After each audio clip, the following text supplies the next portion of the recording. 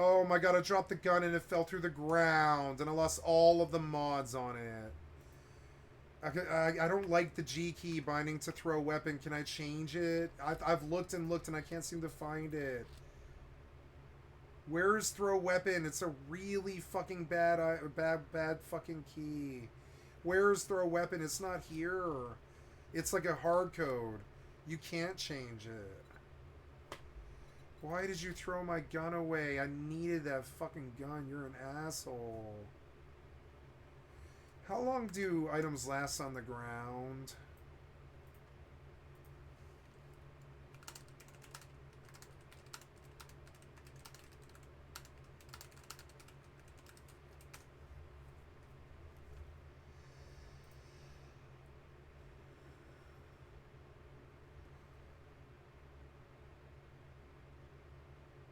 $45 days. Oh, restart of server is gone. I'm done. I lost. I lost the gun. I think. I've had a number of these people come to me personally and just say that she made them feel extraordinarily uncomfortable by the kind of conversations that she had with them following this video. It was so embarrassing. Now, Gus is super painfully careful with his wording and delivery here. Whether it's for optics or out of an honest place, I don't know. There is no at key no bind. point You cannot bind throw weapon anymore. They force you to have it. Oh, does he minimize what she went through. And he makes sure to always remind people, I know what she went through was horrible and I feel bad for her. And I'm sorry for contributing to that. He says that like 30 times. But he even claims that Sabrina not only tried to hurt his career from a public perspective, which we could all see, according to him, she went out of her way to tell multiple of his friends and connections about what happened to try and get him to cut ties. Unfortunately, it didn't just stop from a public front. She wakes up one day and she's like, I fucked him, I blew him, I made him 12,000 meals, I listened to him when he cried, I laughed at the people that he laughed at, I talked to his friends that I didn't like, I met his family, I hate his mother, she tortured me, I kept my sexual health good and my looks good and my body good and the whole time, and I get up every morning at 9:30 and I clean the house and all this other shit, and they wake up like 3-4 years later and they realize that all he's done is be a douchebag. He has never helped her, never done anything for her, never give her any consideration. She's on demand for every need that he needs. She's been a doormat for him. And so then, trust me, what happens is they immediately go, and they realize that every woman around them is like, you fucking dumb bitch. And they're like, what? And they realize that every woman around them, including their mother, is like, you are a dumb bitch. You let this guy walk all over you. You are a dumb bitch. And when they get that from the other women around them, they go and burn the guy because their social world is like crumbling, and they realize that their health isn't so good anymore and their mental health isn't so good anymore, and they spent so much time on one dude and all he did was fuck around on the internet instead of ever paying attention to her or anything like that. And yeah, you fell in love with a douchebag and he ignored you for 4 years, and so then she socially fucking burned him. And honestly, I think it should happen more. I think men think that it's like their fucking God-given right to just use a woman or ignore them or something, but no, it's like whatever. It's no, God gave us the women, and they not gave us the women, but God gave us humanity the gift of women, which is like somebody who nurtures and somebody who really helps everybody around them grow. They are a gift. They are a gift. They are the world's mothers and wives and daughters. They are a gift. And this had to do with respect. Remember RESPECT. Every time that you're playing Pokemon on the internet while you know that she's stewing in the background because you're ignoring her, that is disrespectful. You don't do that because she doesn't do it to you. If you do it to her, she gonna socially motherfucking burn you. Then some weird rando like me, who doesn't know you, finds out how much of a douchebag you are because the women start tittering on the motherfucking Twitter. Why do you think they name it Twitter? And the women go twittering on the fucking Twitter and the Facebook and the IG and the cell phone and the fucking, and it goes, and the whole community goes to Twitter when it gets out what you did. And then all the women tell each other, and you get labeled the douchebag, and on top of it, she goes crazy because you weren't there for her. You weren't a good partner. You were self-absorbed. Men don't like being told this shit because it wounds their little bitch feelings. They're all straight bitch made. They're not hard like women. Trust me, I'm hard like a woman. I'll give you the pistol. I'm sorry. If we get shot in action, I'm that guy that you ask, okay, kill me, and I'm like, okay. I'm that guy. I got the strength. I'll cry while I'm doing it, but I'm the guy. I'll be like, okay. You know, he had a piece of shrapnel in his lungs, and he was choking to death on his blood, and he asked me to kill him. Okay, no problem. I'm that guy. You know, I'm not the take the poor Labrador out into the rock quarry and put her down person, but I am the guy that tells you that that your husband is cheating on you. I've done that like 4 times. I'm the guy that tells you that your business isn't going to succeed. I'm the guy that, you know, gives you the truth. It sucks, but it is, the truth. And like, you know, and I will tell you the truth. You treated her like a goddamn douchebag, and you're lucky she didn't ruin your life worse, because women can fucking ruin your fucking life. They can get your bills shut off. They can fuck you so much worse than getting shot during wartime. They can fuck you. They can fuck you emotionally. They can fuck you communally. They can fuck you physically if they're your friend. But trust me, they have just as much power as men do, or more. And so my advice to you, friend, is to not be the fucking negligent douchebag that you were, and you wouldn't incur the wrath of not only her but all her friends and the internet. And people that I... And so here's Tom Dark trying to defend you because he's the bro Chadsky who thinks he has to stand up for male rights or whatever.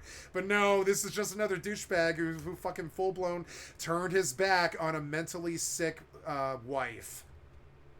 And that's how it plays in the public, right? You hear me say it? This is the douchebag who turned his back on his mentally sick wife.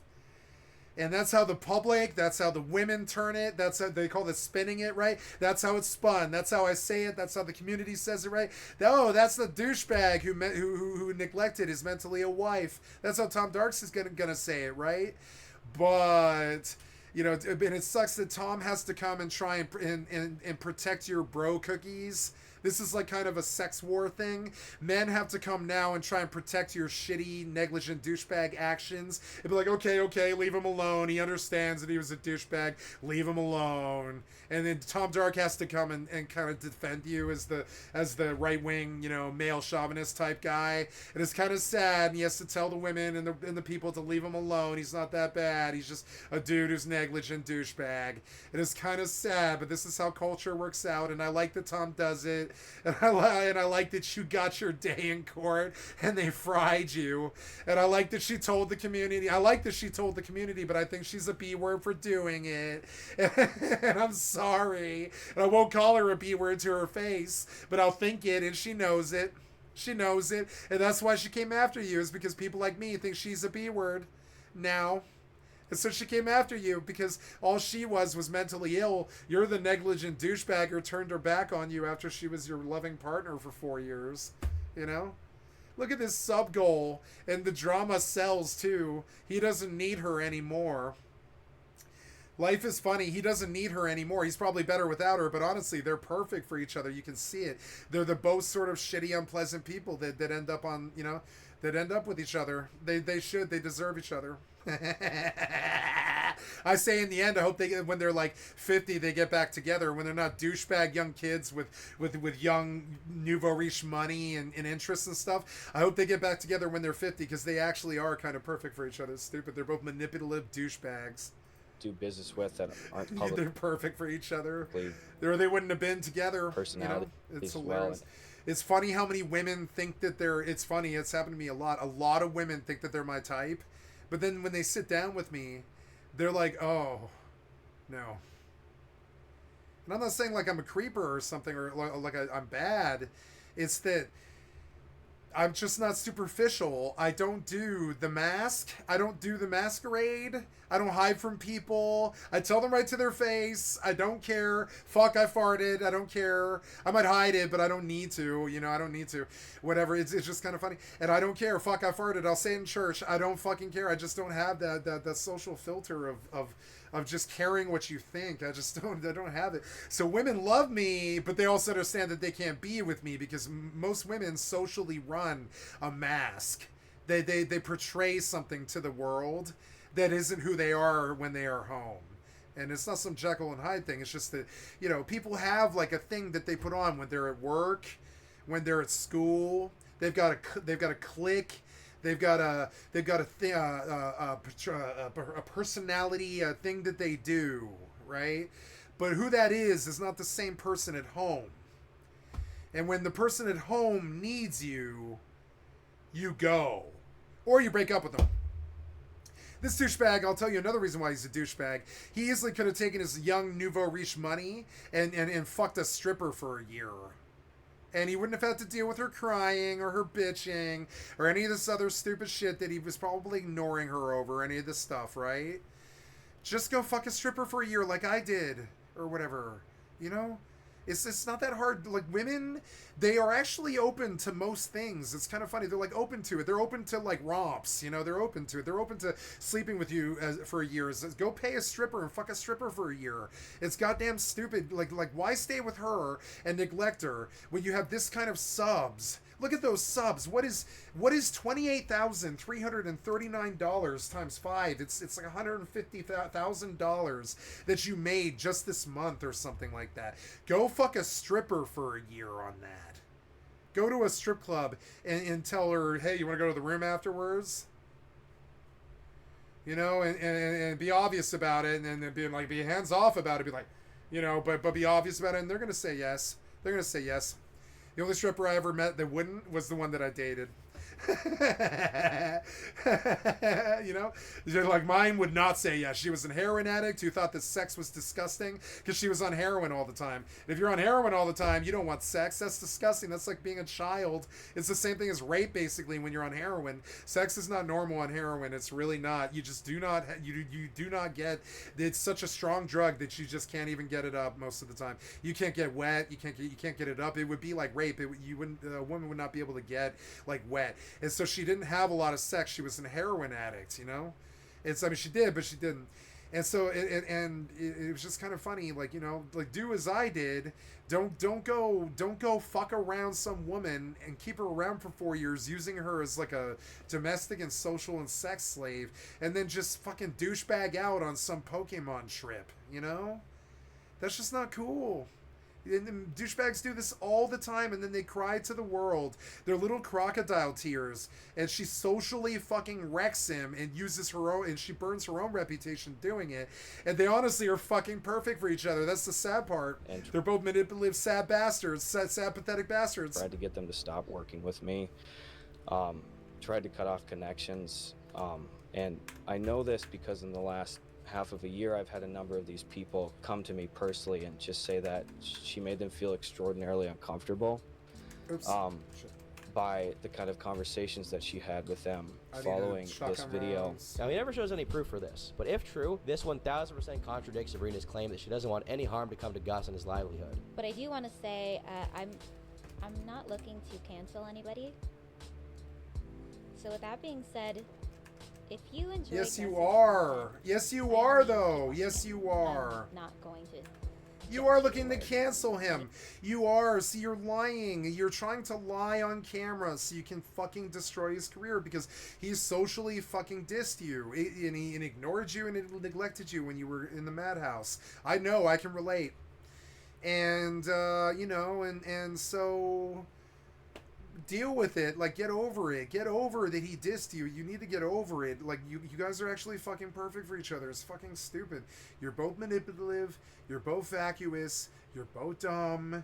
You're both like fucking social fucking parasites on YouTube or whatever. You're like using each other to destroy each other's careers. And honestly, I wonder if I'm falling for a bit right here. You know, am I falling for a bit right here? Are they together right now or whatever? I feel like I'm falling for a bit to try to push some drama that isn't even really real. Anything. It's false. No, she probably really hates him, honestly. But still, like, you know, it's weird because I think you were with him for a reason. He's kind of like you. Not this time. Not this time. Gus also points I think it's kind of negligent and dishonorable and disloyal to go burn him. The same way that it was negligent and dishonorable and disloyal for him to ignore you when you were in the hospital. It's the same bullshit, sort of. You know? You don't just go burn your last love partner. The fuck is that? They fucked you forever. What is that? That's garbage. You don't just go diss some woman. You don't go diss some dude that like that, you know, that you just fucked for like 4 years. That's just not how that goes. Like, maybe if they fucking ruined your life or whatever, but I guess this guy did ruin your life, so I guess I do take your side, but I don't know. I think you're just as manipulative and shitty, and this kind of feels like a bit to me, like you're doing some fucking stagecraft to push 28,995 subs at $5 a pop and make 150 grand. out that same contradiction in intention that I did, because on one hand she's claiming she never meant to name Gus in her original video, and therefore she's not responsible for whatever happens to him. Going back to her statement, she said, "I didn't name Gus in the video. I didn't intend for things to evolve the way they have. My goal wasn't to vilify my ex, but share a very real struggle Yes, of mine that at was. the time felt invisible." She doesn't name him here, but she did reply to someone on YouTube who said, "I know you didn't mention your ex by name, but I think we can all figure it out. I canceled tickets we bought for a show next year." And she responded being, "Thank you for your support." She even liked I a tweet lost all that said the in mods plain on this text the weapon. video was It's about so Gus. She then annoying. liked a tweet claiming that Gus had abused her mentally, verbally, and emotionally. Oh, And she liked a tweet that claimed that on. Gus suppressed her from even telling her family, which she never even said in her original video. Now, a Come lot of what Gus on. says here, if true, changes the story. She never even named me, and it was only to share her story. And I mean, I don't know. I think you could pretty clearly see a contradiction in intention between Yeah, these two. dude, she's using what power she has. She can't kill you or rape you. She can't, she can't sue you. She's broke because she hung around you for 4 years and didn't do anything, probably. And she can't, and she can't do anything. She can't do anything to you except burn your name in the public. And this is what they do. Don't piss off women. It's not wise. RESPECT. Find out what it means to me. I love sounding like Michael from The Office. RESPCT. Find out what it means to me, And it is. It's like an order at this point. It's an order. Like, she didn't diss you until you dissed her, dude. You're the douchebag. Two things within the span of a day or a few hours here. Must be fun to be a douchebag. I've never been one. Never cheated on a girl. Never fucking, always broke up with him first or something. Like, I never fucking lied to him about anything major except doing drugs, that kind of thing. And that's it, I don't really, I lied about being out doing things like breaking the law, stuff like that, but I didn't lie to them in a way that harmed them or harmed our lives or my culture or anything like that. So it's like, I know better. My mother raised me better. You don't fuck with women on their home turf, and you did. You went to relationship turf, which is the whole world's business, honestly. Relationships are like the whole world's business. That's why we do marriage and stuff. It's like this public declaration that you two are combined now. And so marriages are fucking public, and when you diss her like that, you ignore her when she's sick in the hospital, she's gonna fucking burn you with whatever fucking power she has. And the only power women have, which is one of the main reasons I'm a male feminist, is the social network. So, are you surprised? Nope. I mean, that happened. It got to the point too here as I've been kind of coming back. I've had to change a lot of things around in my life. I've been really gearing up for a big tour this year, and that involved working with and collaborating with a number of folks. We put a lot of time and energy into this. A tour for what, you fucking douchebag? A tour where you just ignore your current lover for 4 years or whatever? I mean, it's like a tour for what? Do you really need to tour like the Beatles? Are you that interesting? You look like a run-of-the-mill Ohio douchebag to me. I'm sorry. Do you need to go on tour? Is that how popular you are? Do streamers need to go on tour? I don't think so. I think you need to stay the fucking home and fucking stream. You know? And it just got to the point with my expectant hiatus during this whole situation that I didn't. Why have do you enough talk time like to... a lawyer? It's because they're condemning him in the court of public law, so he speaks like a fucking douchebag lawyer. You know? He's like, then this particular incident, and my feelings on this issue were this, and then all this other stuff. And they talk like a lawyer when it's a relationship too, because they're manipulative pieces of shit who are viewing the relationship as some kind of court case. It's insane. It's people are so weird sometimes. I don't like waspy, smarmy dudes like this, and it's weird because it actually used to come up in my life. Like, okay, certain friends of mine would sometimes have other friends that were like kind of swarmy, sort of waspy dudes like this, and I just had an inherent fucking dislike of them, and inevitably I would be the better friend, and they would inevitably just end their friendships with the swarmy douchebag. And it was kind of funny, and I'd just be like, dude, why are you friends with that waspy douchebag who is like not even... honestly, you know what I called them for a long time? Before I felt that it became really, really, really hurtful. It kind of did. It became too hurtful to say anymore.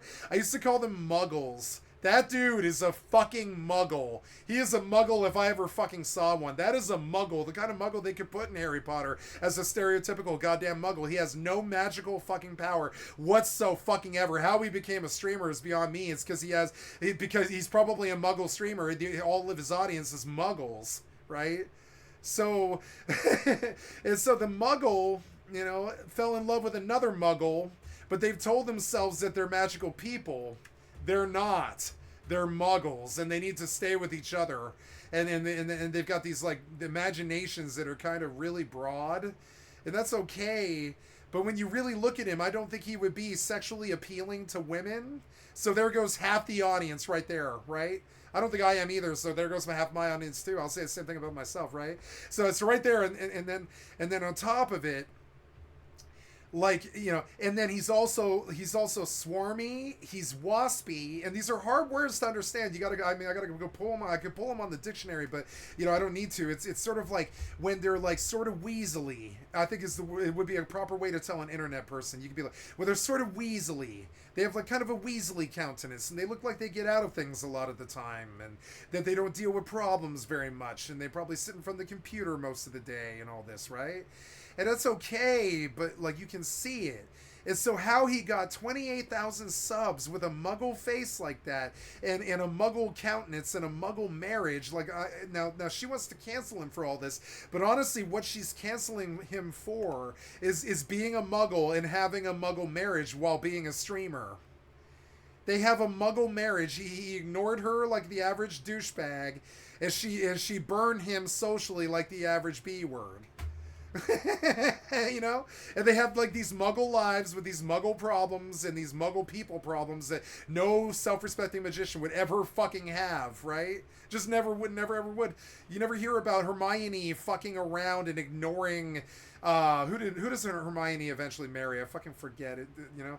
Who does Hermione marry? Like, I don't even remember. Was it Harry? No. Yeah, do Harry and Hermione marry? No, I don't think so. It was Harry yeah. So anyways, Harry doesn't marry like a muggle, you know? It's just not like that. And so and so these people, they have like kind of high aspirations for where their career will go, and the only reason their subs are so high is because of the drama that their muggle lives cause.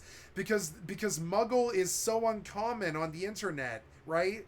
But honestly, you know, bad marriages are so fucking common. Cheating is so common. Divorce is common. Ignoring your wife for 5 years is common.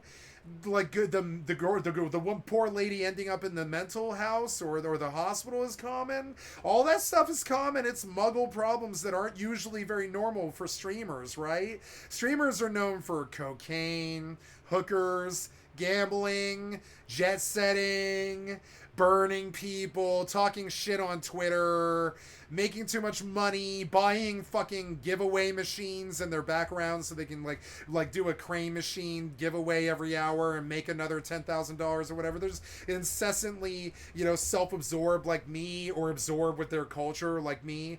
And then and trust me, this fucking muggle does not fit the streamer personality. He does not have the X factor. If he were to go on American Idol, Simon Cowell, or sorry, was it Simon Cowell? Who was the asshole on American Idol?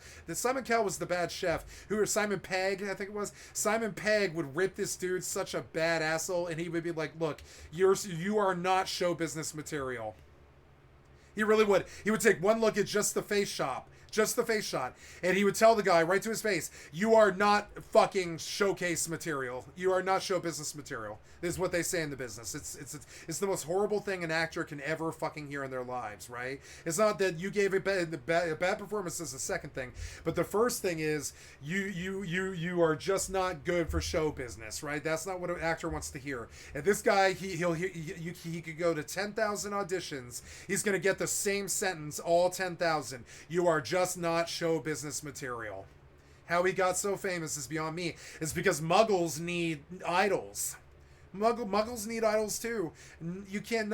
Not everybody can worship Tay-Tay and you know, Billie Eilish, or, you know, fucking Daft Punk. Some of us have to like Coldplay and, you know, and Pokemon instead of Magic the Gathering, you know? Some of us are douchebags, and douchebags need idols too. So this guy has more clout than I do, but understand, I don't know why. and any good streamer can see it right away. And I'm not talking about his looks. I am sort of, but I'm not really, though. I'm not talking about the looks. I don't care about how handsome or not handsome he is. I'm talking about the whole entire vibe is just, it spews the opposite of X Factor. And so of course he douchebag ignores his wife like the average muggle. He's an average muggle. People like fucking Charlie or Asmongold cannot douchebag ignore their wife when they're mentally ill in the hospital. That's not normal for a streamer, you know? So she socially torched him, as is her female right. She doesn't shoot people. She fucking socially torched him. And honestly, the more I talk about it, I think I'm on her side a little bit, you know? Because I don't do this to women, you know? I think it's kind of funny, and in the same way that we make examples out of murderers by giving them the chair as men. I think she socially burned you at the stake like they do, like females do, you know? So I don't know. I think you guys deserve each other. I think you should have stayed together. I think you should burn each other over and over and entertain us. And I think you're perfect for each other. You're both manipulative pieces of shit muggles. And I'm sorry, I've never seen more average muggles than you. Straight out of Ohio, or, you know, Iowa. Idiots out walking around. Stinks a muggle. Shouldn't be in California. You know, not a liberal. Probably if it's a liberal, it's because he thinks it's popular. It's not because he has any brain. To really dedicate to this tour and stuff, and I had to cancel this. It was probably a few weeks ago. Yeah, I would cancel your tour too, Muggle. You're not famous. I had to cancel the tour. You are a living meme. Do not go on tour. The people that don't like you will show up and tell you that they don't like you. Do not go on tour. Of course you have to cancel your fucking tour. You are a streamer. Do not go on fucking tour. You do not belong in public. Not really. There's IRL streaming. That's definitely fine. But you need to stay at home. Like, honestly, I will take the fucking cell phone to the club. I am not scared of that. This douchebag does not have that kind of social fucking grace. I will take the cell phone to the club. Don't make me promise to do it. I will. I will take the cell phone to the club, and I will hit on 10 women for this stream. I have no fucking problem doing that. Not at all. I think this douchebag needs to stay at home. You know, douchebag needs to stay at home and ignore his wife like a good muggle. And get burned socially by a muggle, and then you got burned by another muggle, which is even worse, because it's just like, if a muggle burns another muggle, does it matter? It doesn't, because you're not truly famous. You're not really interesting. And the other person isn't either. So if a muggle burns another muggle out in the woods, does it make a sound? The answer is no. We don't clap. We do not make a sound for you. We just view it and we see it as funny, and we use you as the giggle. And that's a terrible place to be, my friend. Cancel your tour, indeed. Cancel your tour, indeed. I do not believe a tour is warranted here. No. Fucking idiot. Fucking putz. Fucking. I love dissing people that I don't know. It's so fun. You fucking putz, waspy. There's so many nasty words for people like this. Let me see. There's putz. Klutz. There's a whole bunch of nasty Jewish words for this. Schlemel, schlemazel, douche nozzle, douchebag. Douche is a nice word. That's a French word for les douches is another word for this waspy muggle. Les douche is another word. I love fucking ripping into muggles. There's something, I tell people I'm not a nice person. I think they don't believe me because I have this like crazy polite etiquette most of the time unless I'm like dissing somebody or something, right? And I tell them right to their face, I'll be like, no, I'm not a nice person though. And they're like, yes, you are. You're like the nicest person I've ever met. I'm like, no. When it's open season on a muggle, I will eat them alive. I hate normies. I literally hate normies. I'm sorry, I do. I really don't like them. I literally used to sit there with my best friend and I like leaf through my Facebook and I'd be like, I'd make her giggle. I'd be like, muggle, wizard, muggle, wizard, muggle. Muggle, wizard, muggle, make her laugh, muggle, and I'm dead serious too, because I'm giving the appraisals, you can see it. I know how to make girls laugh, right? Go muggle. That'll make her laugh. I know how to make women laugh. It's hilarious. she sees you. They love social dissing. That's their war, So you can make a woman laugh by just making fun of somebody socially. It's hilarious. If you can make a woman laugh, you can get in her panties unless she's with somebody. It's hilarious. So, I love socially dissing klutzes in front of really hot women. And then klutz is the nicest word that I can come up with for this guy because he's obviously not evil. He's just a muggle. He's a fucking douchebag, he's a negligent douchebag muggle. Those aren't really bad things, honestly. In terms of human douchebaggery, being a negligent muggle of a husband is, not that bad. You're not a rapist. You're not a thief. You're not a scam artist. You're just a negligent douchebag, dude. Just take the label. It fits. Maybe other women might like negligent douchebag. Some women like being ignored, I think. It's kind of funny, or maybe not. Maybe not, actually. I don't think so. But then, maybe somewhere there's a unicorn lady who just wants to be a CEO or something. And really only wants to fuck you on a Sunday night after the cigar bar or something. And it really just doesn't want to be emotionally involved with you. She's like a lawyer or something, right? There's a woman for every douchebag, There's a woman for every douchebag that wants to negligently go play Pokemon instead of pay attention to their spouse. Go find a lawyer who doesn't really want to talk to you, just wants to fuck you on a Saturday night. They exist. There's female lawyers. There was a show called Ally McBeal all about that.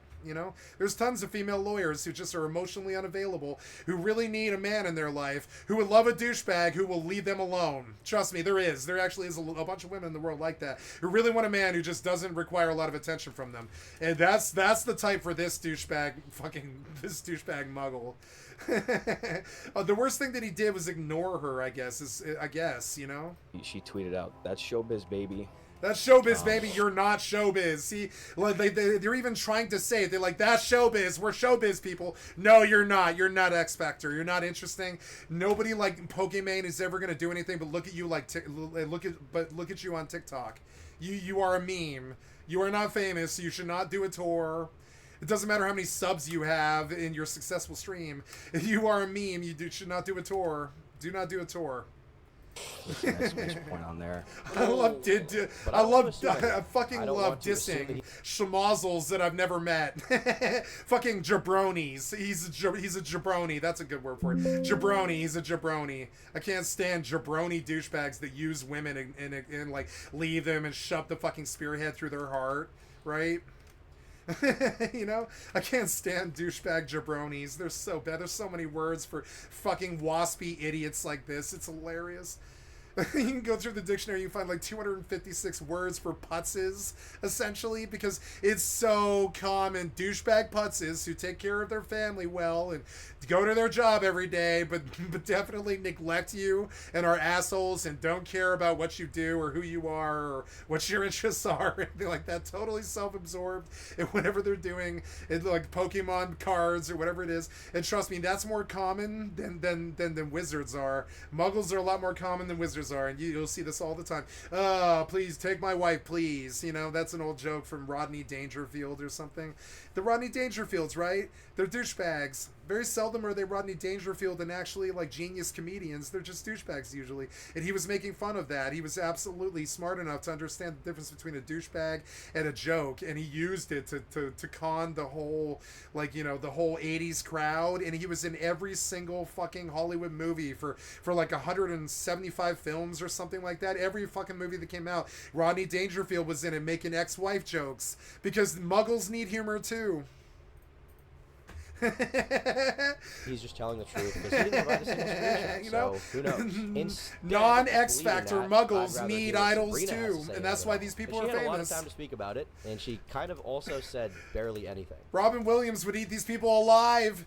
Robin Williams is the opposite of these people if he was still alive. Robin Williams would eat these fucking douchebag non-X Factor fucking muggles alive. He would just spin circles around them, diss them in the club, just sit there and be like, oh my god, look at your douchebag bangs, and your douchebag lipstick, and your douchebag eyes, and your douchebag lies, and your douchebag cheating, and your douchebag fucking Twitter war, and your douchebag fucking expression, and your vacuous looks, and your fake crying. And dude, like seriously, like, and I'm not creative, like I'm not a creative comedian like fucking Robin Williams, but Robin Williams would eat people like this alive, spin circles around them in the club, walk up on stage and eat these fucking people alive. They're not fucking show business. They are not show business. They are muggle idols. There's a big fucking difference. I would say Pokimane is not a fucking celebrity. She is a idol, a muggle idol. You know? Sniper Wolf is a muggle idol. Asmongold is not a muggle. No. But you know, but he's close. He's close. He has muggle leanings. It's funny. Or he wouldn't watch TikTok all day, you know? A real wizard can't watch TikTok all day. They're too busy being a fucking wizard. You know what I'm saying? So Sabrina fired up her own Twitch stream to talk about what Gus had said shortly after this Wubby interview. You know, in my last Muggles. Doesn't matter what you say. I said that I was only gonna Where's do my bike? what was gonna bring me peace. Where's my motorcycle? But I haven't had that today, or since last night. Where am I and why? You know, I could have people calling me a liar. I could have people harassing me. But the combo, it's just I can't have the combo. Can't have the combo and be quiet. Bicycle. It must be in Her the first box. complaint with the response Really? to the situation is what she sees as a privacy violation and invalidation of her feelings. I am You know, so originally, far. and I know a lot of other creators feel this way, that Oh, I we didn't get share fuel. what we want No. to share, what we feel comfortable sharing. We have lives No, off you of don't. the internet as well. No, you don't. And it seems like normally the healthiest thing to do I'm sorry. is Yes, to- you do. You're a muggle. I'm sorry. Yes, you do. You do have lives outside the internet. Absolutely. Sorry. You're a muggle. You absolutely do have a real life. Yeah, I'm sorry. I was very hurtful there, and I didn't mean to be. I was just like, no, do muggles actually live lives? Do muggles actually live lives? You know what house I'm from. Oh. That moment when you realize that you somehow transitioned from Gryffindor to Slytherin, and you're like, you know, and you have a retcon that J.K. Rowling wrote, and you were a good guy, but then some wizard killed your wife or something, or tried to put you in jail for 10 years. So now you're Slytherin and you kind of want the house to fall, you know? And you dislike, you really, really, really, really, really dislike Muggles, because Muggles, like, you know, kills your wizard, your wizardess wife, your witch wife, and your wizard family, right? So that's me, right? I've been fucked by Muggles, right? And I was a Gryffindor, but then I got fucked by Muggles who essentially killed my who killed my witch wife, and took my mountain home away. And now, you know, and then all the fantasy starts to meld into itself. It's kind of funny. But I know that, you know, that I really, really, really, really despise fucking Muggles like a Slytherin. Mudbloods they are. No magical energy, nothing. Hush, Muggle. Nothing you ever say will be of value. This is why I tell people up front that I'm the asshole. I'm an actual asshole. I will say to the Muggle, I won't, but I mean I will if I have to. Listen, Muggle, it doesn't matter what you say or do or what show business you say you are. I know magic when I see it, and that's not you. You're not it. You're not it. You're not that X Factor or whatever it is that opens the waves, you know, veritable Moses parting the waves or whatever. You're not that. You're not it. You're not putting butts in the seats. That's not it. Understand that. Why are we talking about your shitty relationship? I'm done with it. We're getting off it now. Bye, Muggle. Have a nice life in the real world. It was nice to visit, wasn't it? You got to visit Hogwarts. It was pretty nice, but then you basically muggled each other in a big fucking violent Muggle fight out in the courtyard. You know, you had your little you descended to your little primitive Muggle fight. You're not a magician. You never were. And now you're getting kicked out of Hogwarts. Bye.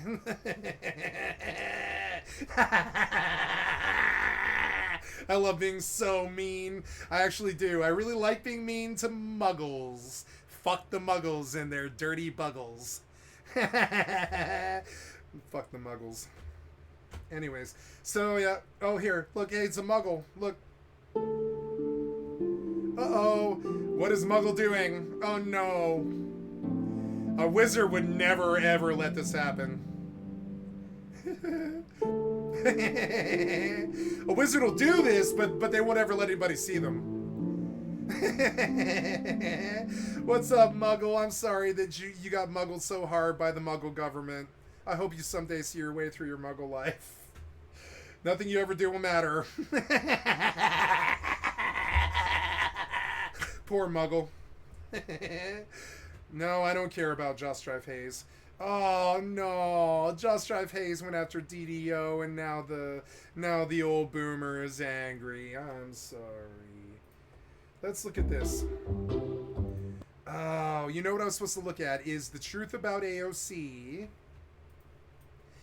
The truth about AOC, and I want to look at what was the other thing he told me about. It was the Indian, no, it was a Pakistan wall or something. Was it the Pakistan wall? The Great Wall of Pakistan. No. Oh, wow. So, ancient, or no, I'm sorry. Modern wall city.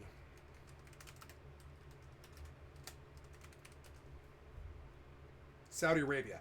So, and we didn't know about this, so we're gonna look at this too. Beg on lit meat is something really interesting. So first we'll do. Oh, and now I'm sorry. The other thing that I have to do, I'm gonna stay up late. It's Sunday, and I don't expect to see him much today. So I'm gonna probably work a double. I am not tired at all. I'm honestly not tired. I'm going to just keep on keeping on. I will flip my schedule, and I will run my I will go to bed tonight somewhere around, I think, like 11, I think, and I will pull a double today. I will caffeinate around like noon, and I will play like probably Rust all day, and I'll just do content all day because I'm in the mood. I'm gonna chase it. I'm gonna chase the dragon. That was always the problem. It doesn't matter. I'm always chasing some dragon. Took my mountain home, you know. I'm going to chase the dragon that took my mountain home, and I will take my mountain home back. Countless governments and companies have taken a stab at building a city of the future. There's Songdo in South Korea, the Alphabet-funded Quayside project in Toronto, which was abandoned in May of last year, and both Singapore and Barcelona have tried to modernize with smart sensors. In January of 2021, Saudi Arabia announced plans for its own futuristic city called The Line. Instead of communities sprawling outward from a central location, they would be built vertically and arranged, well, in a line, hence the name. Even though the vision for the city stretches 170 kilometers, it would do away with cars entirely and instead be connected by high-speed rail that would travel the entire length in just 20 minutes. And each individual community would be largely self-contained so that almost anything you could need, be it a school, a doctor, or a quick meal, would be only a 5-minute walk away. The government says the line will run on 100% clean energy and make extensive use of sensors and AI to manage the city's services. And all of this is supposed to be nestled in the pristine natural landscape of the Tabuk province with Mesopotamia? Minimal impact on the environment. Now the Saudi Crown Prince Mohammed bin Salman has revealed grandiose renders I think that's Mesopotamia, isn't it? of what the city will look like to match the grandiose plans. The line is envisioned as a giant glass and mirrored wall, 170 kilometers long, 200 meters wide, and 500 meters tall.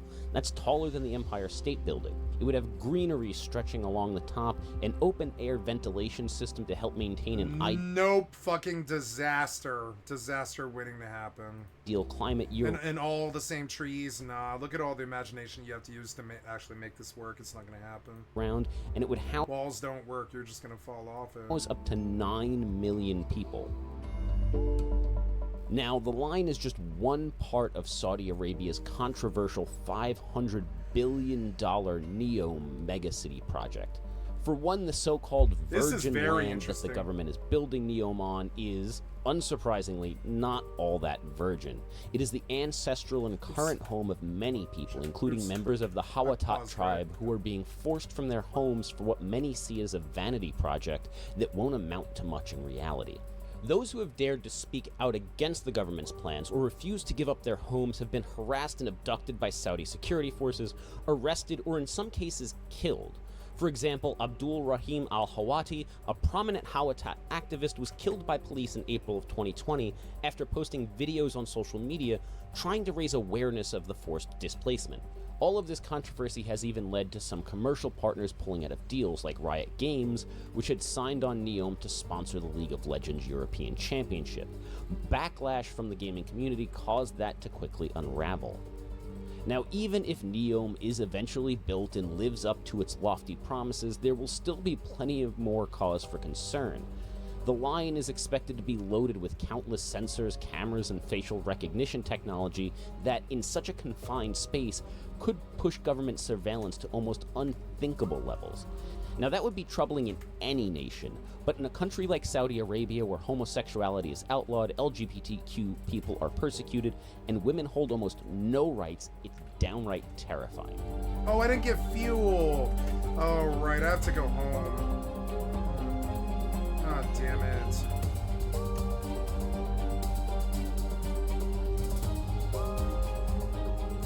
Okay, that was interesting. Yeah, I had no idea. I had no idea.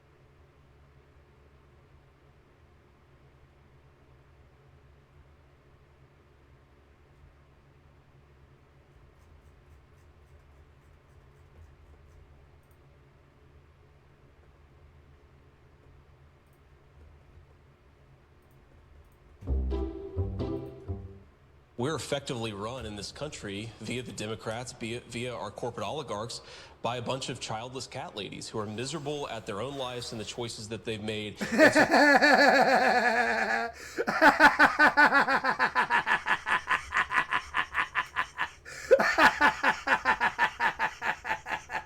Damn it. Before I watch this, though, I forgot. I have to go watch,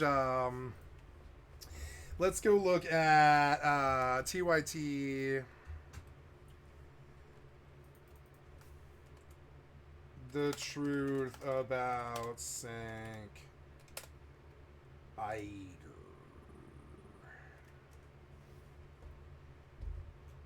Oh no, what is it? It's Cenk Uygur? Is it Cenk Uygur? I can't remember. Cenk Uygur. Okay. How is it? Uygur.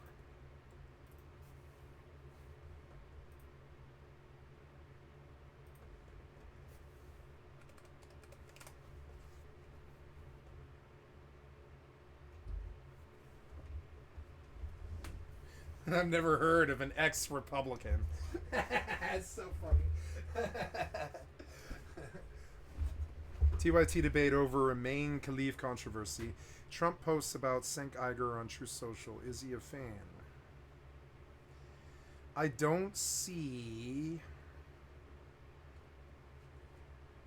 Unhinged. The truth about Ronald Reagan. Sank on MSNBC. Sank breaks down Trump assassination attempt video.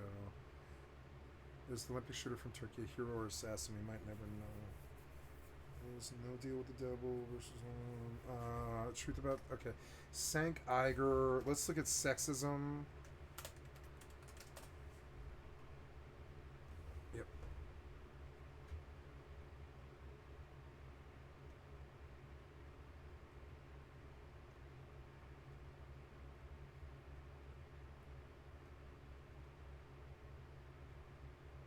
Okay, Cenk Uygur, sexism, he,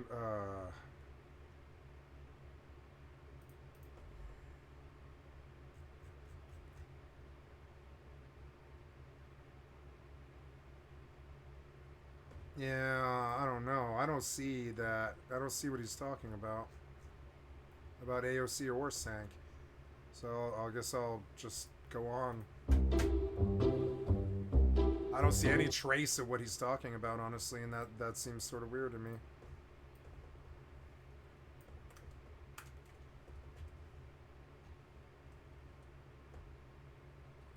Oops.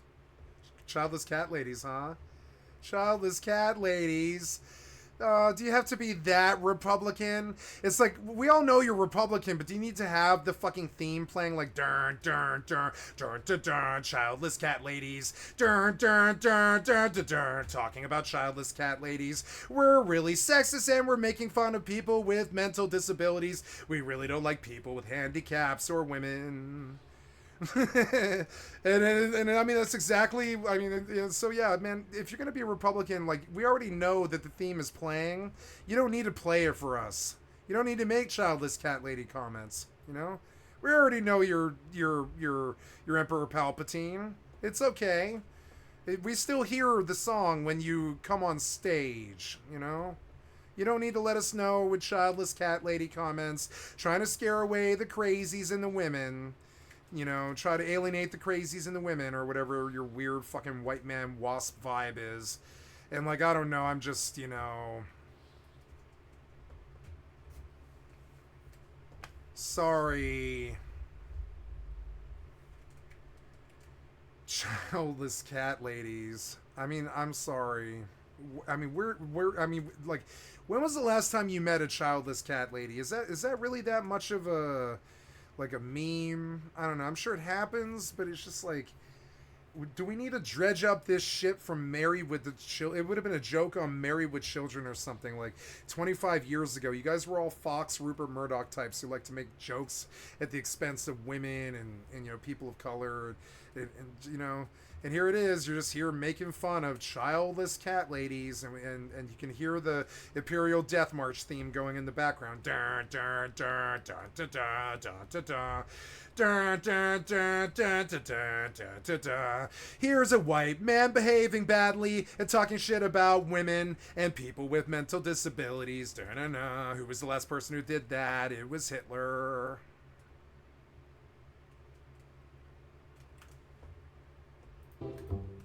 We're effectively run in this country via the Democrats, via our corporate oligarchs, by a bunch of childless cat ladies who are miserable at their own lives and the choices that they've made. What? And so they want to make the rest of the country miserable too. And it's just a basic fact. You look at Kamala Harris, Pete Buttigieg, AOC, What? the entire future of the Democrats. Are any of those people childless? Are any of those people childless, you weird fucking demented cartoon character? You fucking weird, unhinged, demented cartoon character. All of those people have spouses and children. All of them. What the fuck are you talking about? They're not childless cat ladies. They probably don't even have cats. What the fuck are you even talking about? You're off on some weird fucking thing about, I guess, democratic women? And you want to draw some correlation to poor shut-in ladies who probably are honestly widows, right? And I just don't really understand I don't understand the joke. It just makes you sound demented and fucking unhinged and sexist and disablest and it just, whatever. You're not disablest, but, just like, again, ist against disabled. Like, it was just, like how Hitler do you want to look? I mean, I know you were calling Trump Hitler, but I don't know, man. Like, I don't know. Please do not alienate and attack women like this in public, you fucking unhinged piece of shit, cocksucking fucking cartoon character. Please do not attack women. I don't care if they're Democrats. Don't care if it's the name of your piece of shit tribalist war, fucking traitor. I don't care why you're doing it. Don't do it. Do not make fun of fucking women in public. It is just rude. They don't do that to us. Do they sit out there in public going, all men are fat, basement-dwelling, piece of shit internet people or something, right? Like, no, they don't sit around saying that shit, but you do. You sit around, like, honestly, like a fucking schoolyard bully, just taking a shot at an entire gender and an entire fucking disabled, like mentally disabled category, all at once. Let's attack the women. Let's attack people who don't have kids, which I just don't really understand. There's 7 billion people on the planet. Did you think we were going to be able to feed them all? No, which is why everything sucks and the sewer is fucking boiling up in the inner cities. And that's all your fault, by the way. I got to remind you. And I just don't want you attacking women or childless people in a world full of 7 billion people and women. I don't want you attacking like mentally ill people who might shut in, like childless cat ladies. I don't who are actual childless cat ladies. I just don't really understand your weird Hitler drivel, you fucking piece of shit, fucking fascist Republican cocksucker. And your weird fucking ginger face, it just frankly scares me. You fucking freak. Piece of shit traitor. And, and I knew that's the response Senk knew what the response was going to be. It was. Is controlled by people without children. And how does it make Shut any the sense fuck that we've up, turned you our literal country over goddamn to people who unhinged don't really have a character. direct stake in it? Sexist, like every ist there is. Piece of shit. You give Republicans a bad name, traitor. JD Vance, dating back to 2021. You back that traitor, you're a traitor. JD Vance right in the ass. Go back a traitor more, traitor. Go be a fucking traitor's VP, traitor. Bye. Shut the fuck up, unhinged cartoon character. Please stop attacking women in public and people with mental illness and all these other fucking problems that your piece of shit ilk caused.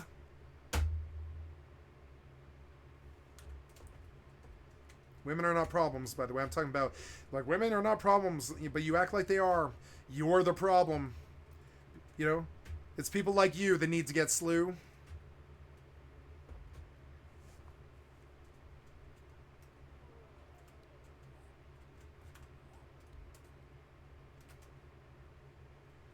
That's a lyric from Fuck You by Lily Allen. I love Fuck You by Lily Allen. It's a wonderful progressive anthem. It's one of my favorite songs of all time. I can't do the song without, YouTube DMCA, but I can't do the lyrics. Right? Fuck You by Lily Allen, right? Look inside your tiny mind. Now look a bit harder, because we're so uninspired, so sick and tired of all the hatred you harbor, you weird, childless cat lady fucking demented piece of shit cartoon character traitor. So you say it's not okay to be gay? Well, I think you're just evil. You're just some racist who can't tie my laces. Your point of view is medieval. Fuck you. Fuck you very, very much. Because we hate what you do, and we hate your whole crew. So please don't stay in touch. And fuck you. Fuck you very much. Because your words don't translate, and it's getting quite late. So please don't stay in touch. And do you get a little kick out of being small-minded? You want to be like your father? It's approval you're after. And well, this isn't how you find it. This is not how you find it, right? Do you really enjoy living a life that's so hateful? Because there's a hole where your soul should be. You're losing control a bit, and it's really distasteful. And fuck you very, very much. Because we hate what you do. We hate your whole traitor-ass Republican ethic crew. So please don't stay in touch. Fuck you very much. Because your words don't translate, and it's getting quite late. Please don't stay in touch. You say you think we need to go to war? Well, you're already in one. Because it's people like you that need to get slew. No one wants your opinion. Nobody. Fuck you very much. Because we hate what you do. We hate your whole crew. Fuck you. Please do not stay in touch. Because that kind of messaging doesn't really play so well when you're trying to attract independent voters at a time no ifs, ands, or buts, or quibbles. Biden, but I said it correctly. Harris is the Democratic nominee to basically run against Donald Trump in the Take general your hateful election. ass somewhere else, traitor. Now, after get the fuck out of my video country. Resurfaced, and again, you and it your dates whole back dirty to ass July traitor 2021. A bunch of articles were written about it. Obviously, a lot of women were unhappy about him referring to childless women as, miserable cat ladies. Yep. Harris, by You're the the way, miserable cat became lady, a you fucking stepmother to two demented teenagers cat. when she You married demented entertainment fucking cartoon lawyer character. Douglas Emhoff in 2014. And the attacks against Pete Buttigieg, pretty gross as well. He announced that he and his husband adopted infant twins in September of 2021, so a few months after J.D. Vance made those statements. And by the way, Buttigieg weighed in on that interview just last night while speaking on CNN, so let's take a look at that.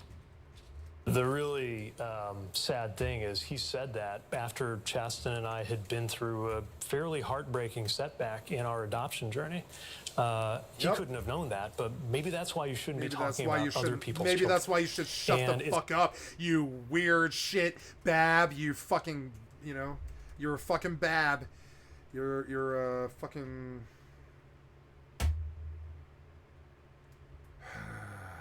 bigot behaving badly. A bigot acting badly. You're a bab. It's not about his kids or my kids or the vice president's family. It's about your family, people's families whose well-being will depend on whether we go into a future led by somebody like Kamala Harris, or do you want your children to grow up in a country that's defined hateful, by a return to the chaos rhetoric and recrimination of World War II and cruelty of that World was War the II. hallmark of the Trump era? Of the Holocaust. So I like what Buttigieg had to say there because he's touching on something that the last is, time we in were my opinion, talking a shit big about problem disabled people with or women, the GOP's Holocaust. messaging as it pertains to some of the culture war Sound familiar? issues Holocaust. and the side that they like to take on Last those culture time war issues. we had somebody They talk like about to shit like that. simplify- Hitler. Don't get it twisted. Last time we had somebody actively go out against women and disabled people and all kinds of other fucking weird, bigoted fucking categories that they don't like, right? Last time we had that, fucking Hitler.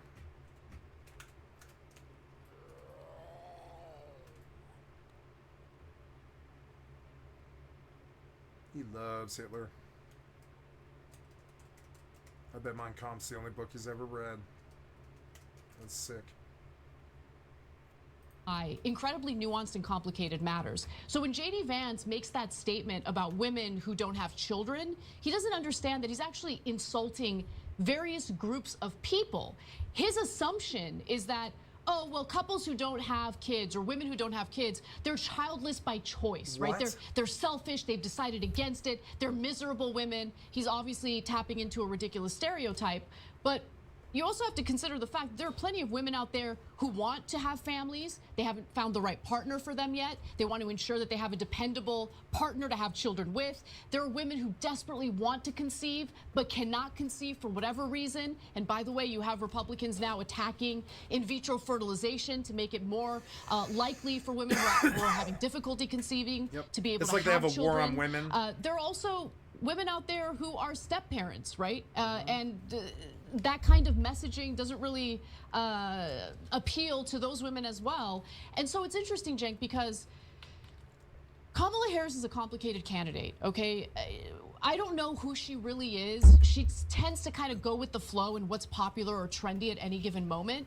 But what I will say about her is that she has been attempting to appeal to corporate America a lot more, and we're going to talk about that later on in the show. Oh, no. I read about those things, and it makes me dislike Kamala Harris as a candidate. And then that's immediately followed up by Republican attacks like this against women in general. And I'm like, ladies. I don't like that either. I'll take, yeah.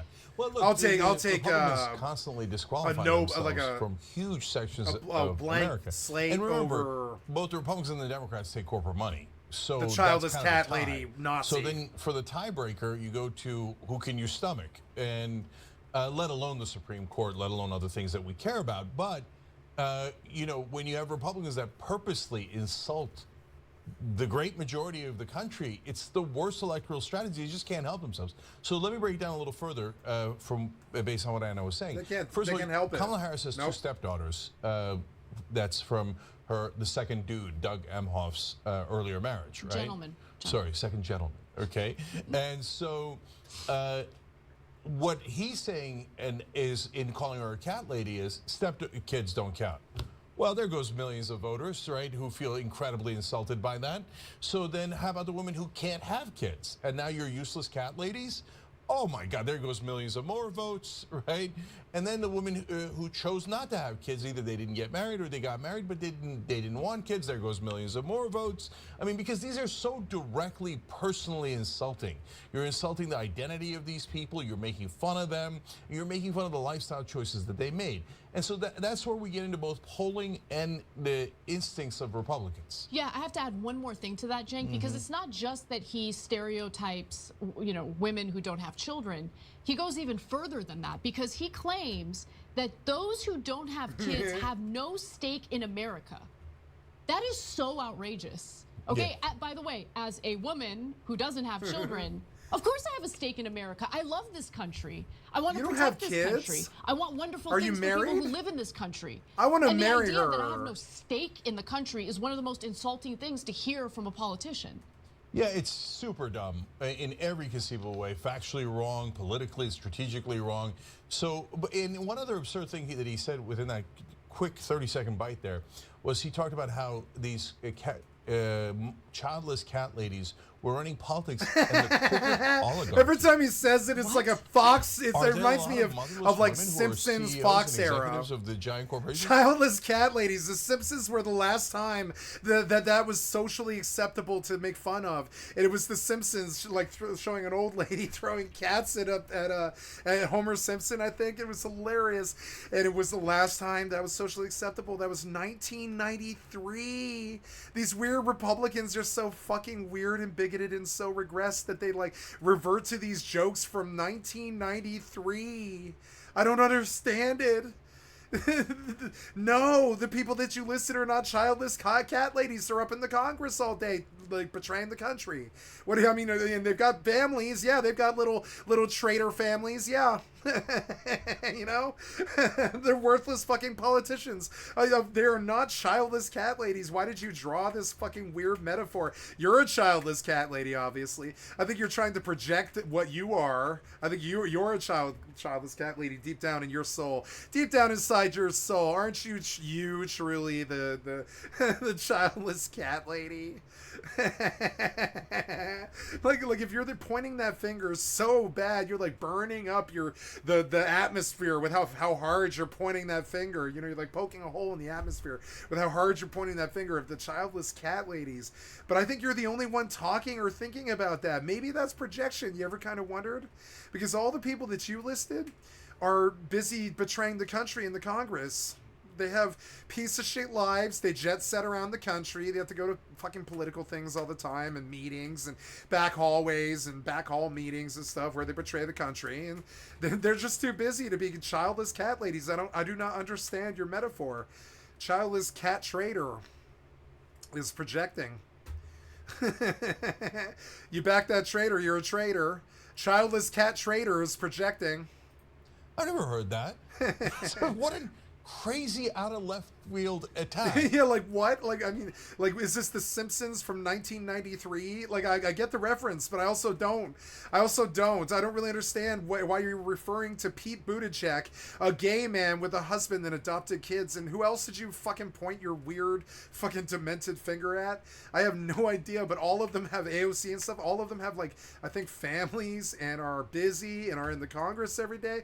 I don't know about this crazy shut-in cat lady fucking thing this metaphor that you're making. I don't see them as being fearful. I don't see them as being like, like kind of weak, like a crazy cat lady would be, or mentally ill or anything like that. The metaphor does not work. It actually sounds like projection. I think you're talking about the Republican Party. The only crazy cat lady thing I can think of in this country is the Republican Party. They're the ones hanging on to old jokes from The Simpsons during Fox Rupert Murdoch era 30 years ago. Last time that kind of humor was cool. You're the one like doing the crazy cat lady stuff from 30 years ago. No, ain't nobody trying to diss women or mentally ill people like that anymore. Did you not wake up to the social media? I turned it off, in 2015, but I left it 9 years ago, but I was inundated by it for about 15 years. Weren't you? Aren't you aware that people have feelings now that can be hurt really bad? I guess you aren't, because you're talking about crazy cat ladies 30 years past the last time it was cool and funny to have a joke like that. Yeah, it's a funny joke. We all laughed at it on The Simpsons. It's a great joke. We love Matt Simon or whoever the fuck wrote that, or whoever, all those writers. I forget their, I forget something Simon, Matt Groening and Simon, whatever is Simon Brooks, right? They really had like really good jokes there, and the crazy cat lady was hilarious because it's a lampoon of what we imagine those ladies that shut in look like, and if you piss them off, they throw cats at you, right? And it's hilarious, but it was an okay joke to make because it's absurdist, right? And it's horrible and it's sexist, but I think even the crazy cat ladies knew that it was over the top absurdist humor from Simpsons writers. You are the Republican vice president, you weird, or you are the VP, not incumbent VP, which is a bad place to be for some tool like you. And you are, like, nobody cares what you think or say. You're the VP. You remember, you're the living meme. Every VP we've ever had has been a living meme. From Al Gore to, I mean, it just goes on. Every fucking VP we've ever had is a living fucking meme. And so understand that that's the role that you're playing. You are the fucking, you're the crazy cat lady. You're the crazy cat lady VP for the non-incumbent who's guilty of being a traitor, 35 felonies and rapes and burning people alive in Trump Tower. You are the crazy cat lady. You are projecting. And it took me a minute to really realize it. And I'm sorry, and I really feel this way. I'm not trying to paint this picture of you. This is the fucking truth. This isn't some picture I'm trying to paint to make you look bad. This is the actual fucking reality. You are using a Simpsons joke from 30 years ago that's sexist and makes fun of mentally ill people that you dredged out of the fucking grave from Disney fucking Simpsons or something like that because you're watching old Fox humor from 30 years ago because the last time this kind of shit was cool. And you used it in a national campaign or some such. And I'm sorry, but you need a speechwriter. You're an idiot. The speechwriter should probably be AI, because if you use a human, he's going to be a weird Republican traitor who's going to think the crazy cat lady thing is the proper thing to say. You need to use an AI. And I don't even want to give you any advice, or you'll use it to steal the presidency like you did with Trump. And so I'm just going to leave it there, you fucking idiots. But please stop talking about things that offend women and mentally ill people. You know? Like, please stop doing that. The last time we had somebody openly doing that in public was like fucking 1936. Hitler, Nazi Germany. And I don't like the goddamn revisit. You fucking weird, right-wing, bigot, fascist, fucking piece of shit. Back that traitor, you're a traitor, fool. Fucking fool. And by the way, this guy, he's always talking about, oh, I'm against the corporate oligarchy because he knows that polls. Yeah, but you used the Rupert Murdoch joke to describe Democratic women. I mean, what? You are not progressive. You're a fucking Republican. You're running for vice president of... You do not ever say you were a fucking progressive, you fucking liar. You just dropped a Rupert Murdoch Fox joke on your fucking Republican hate speech fucking... Like hate speech.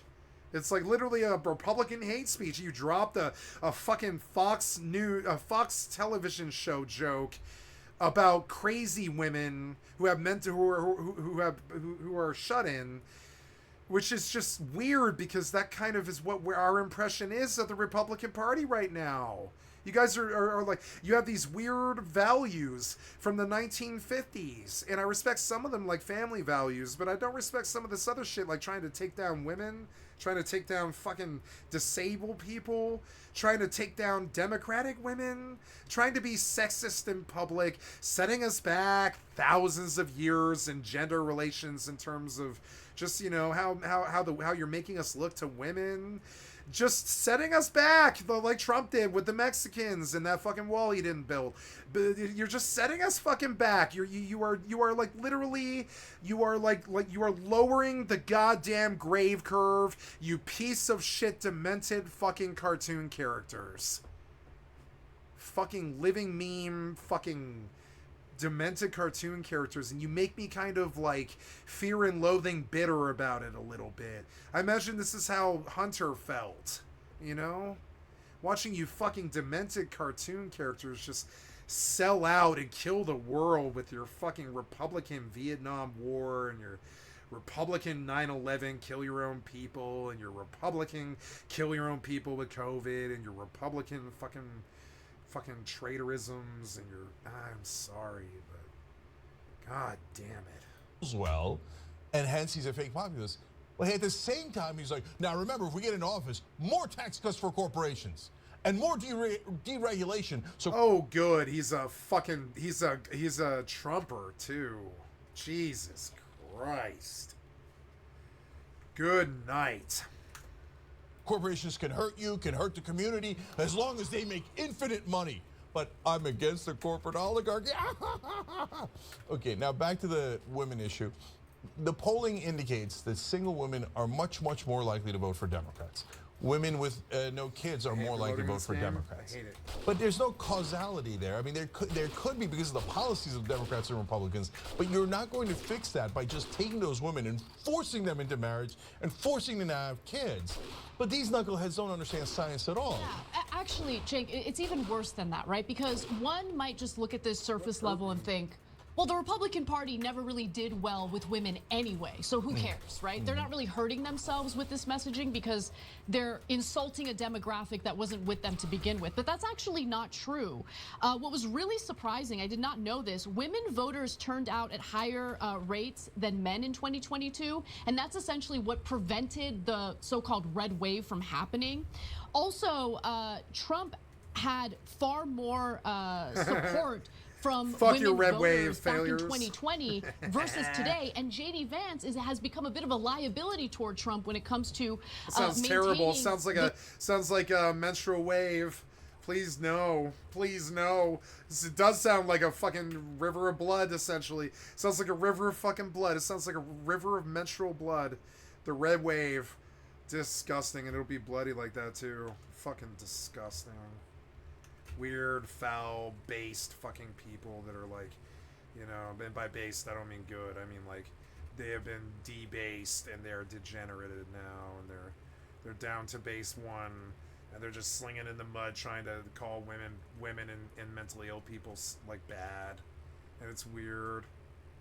It's like really weird. It's been 30 years since that shit was acceptable. Since 1993, if Fox almost couldn't get away with it in 1993. If you don't believe me, go look at the fucking Simpsons. Go be a Simpsons file if you're gonna dump a fucking piece of shit Simpsons joke to push your Republican piece of shit fucking bigot fucking your fucking piece of shit bigotry, right? You're gonna use a Simpsons joke to push your piece of shit fucking bigotry. Right? An absurdist joke that was never meant to be used the way that you fucking used it, right? Then know your fucking Simpsons, right? Matt Groening will tell you the fucking censors would not let jokes like that through. They had to bribe, cajole them, beg, plead, cry.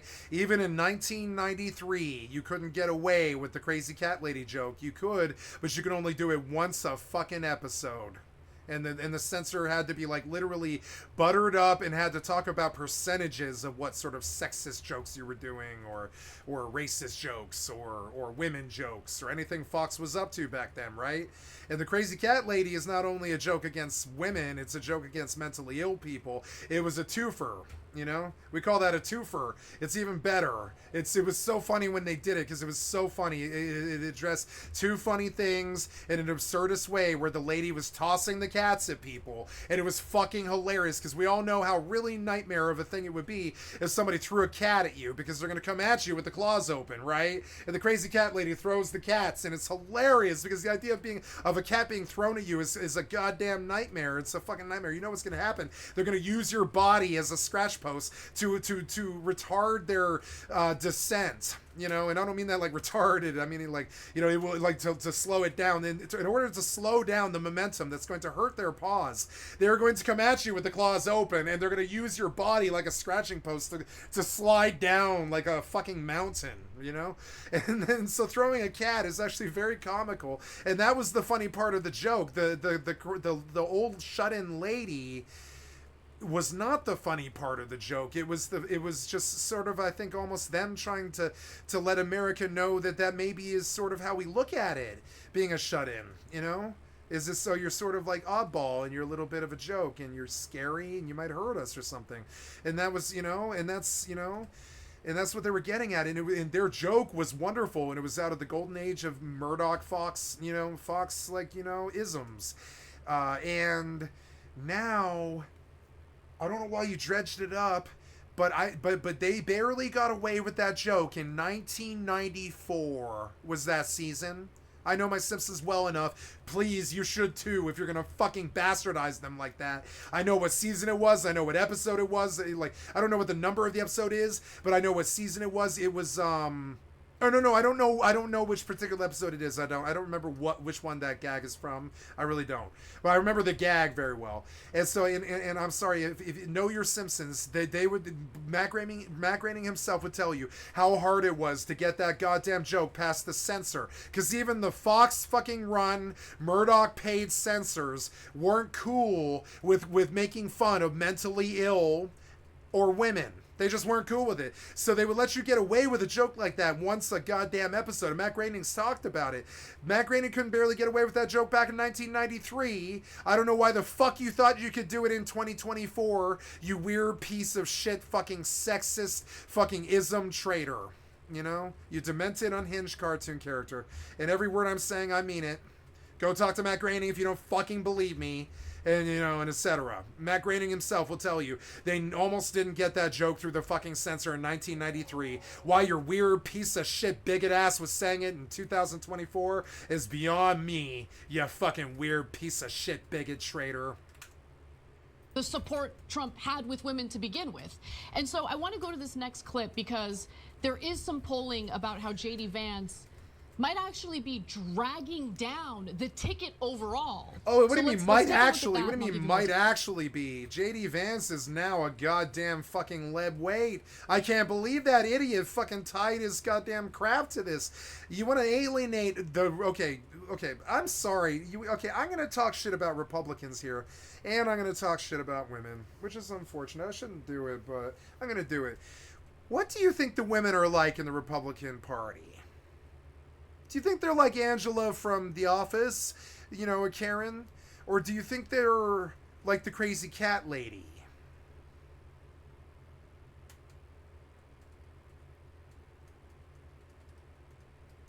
And I'll leave the answer because I have no intention to insult women like this. I'm just going to say it because I believe it to be true. The weird image that you are painting is so weird and poignant and actually accurate for yourself. For yourself. You know, it's like honestly almost like oddball, supernaturally accurate to what I imagine the women in the Republican Party are actually like.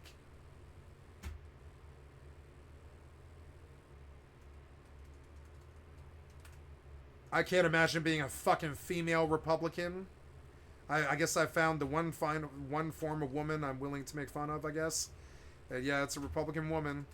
Being a Republican woman, I've said this 50,000 times on stream, and I'm going to say it again because I fucking mean it. Being a Republican woman is like being a Jewish Nazi.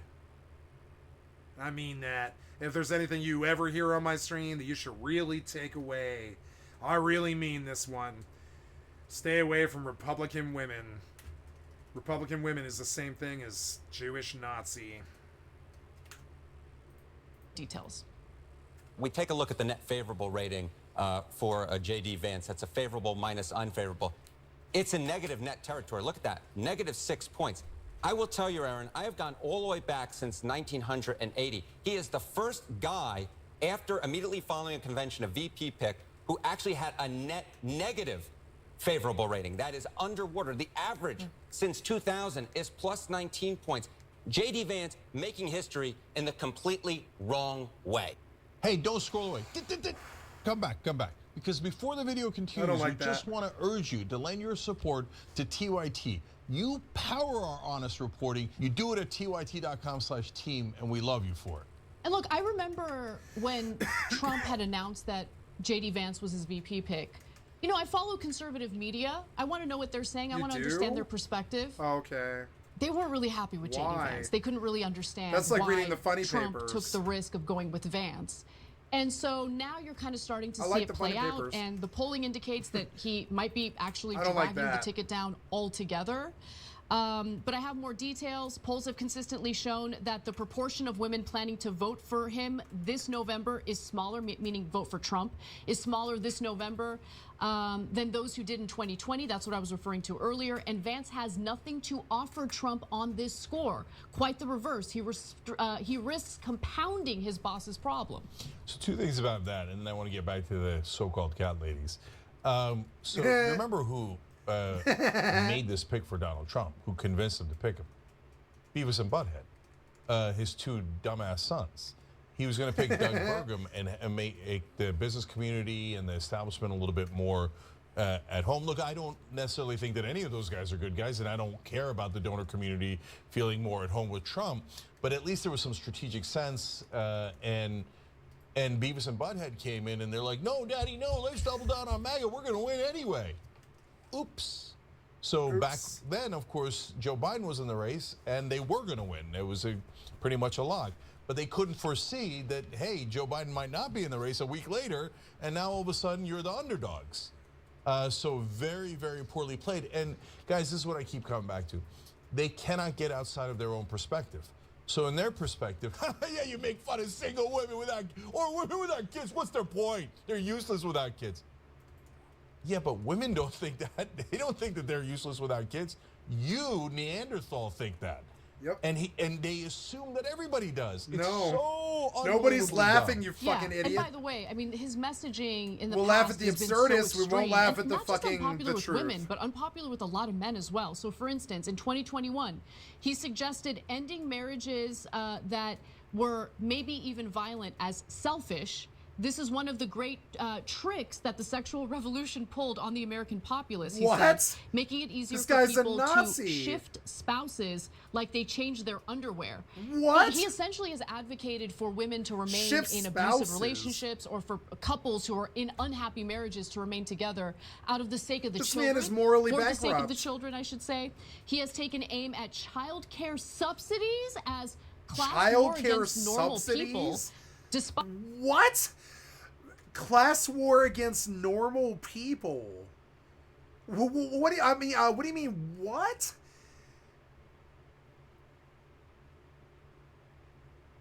Oh my God. Did you want... I don't know. Do you not want to foster childcare? Are you really that much of a Nazi? Did you really go after kids? You really don't want women and kids to have childcare subsidies? There's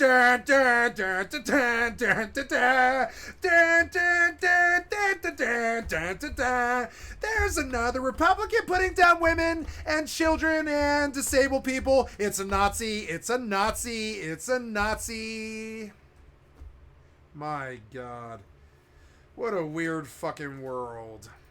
Or maybe because such subsidies provide women with young kids more opportunities to work or go to school and be independent. By the way, in today's economy, most couples don't have the option of having the mother stay home, even if they want that. Yeah, like I don't know a single mother ever in my whole life who stayed home. I don't think.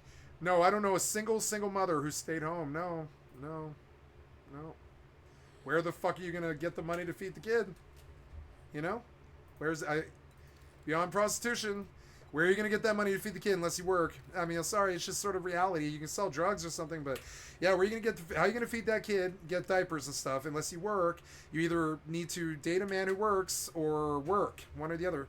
And so, yeah, like this thing about childcare subsidies being like class war against normal people, you're just not normal. You have a war against normal people. You're the abnormal person. You're the weirdy. These people, they're just people with lives and kids who need help. You're some weird demented cartoon character who doesn't want single mothers to be able to take care of their kids. You are some form of devil, you weird Nazi traitor. I don't like you, and I wish to banish you with fire.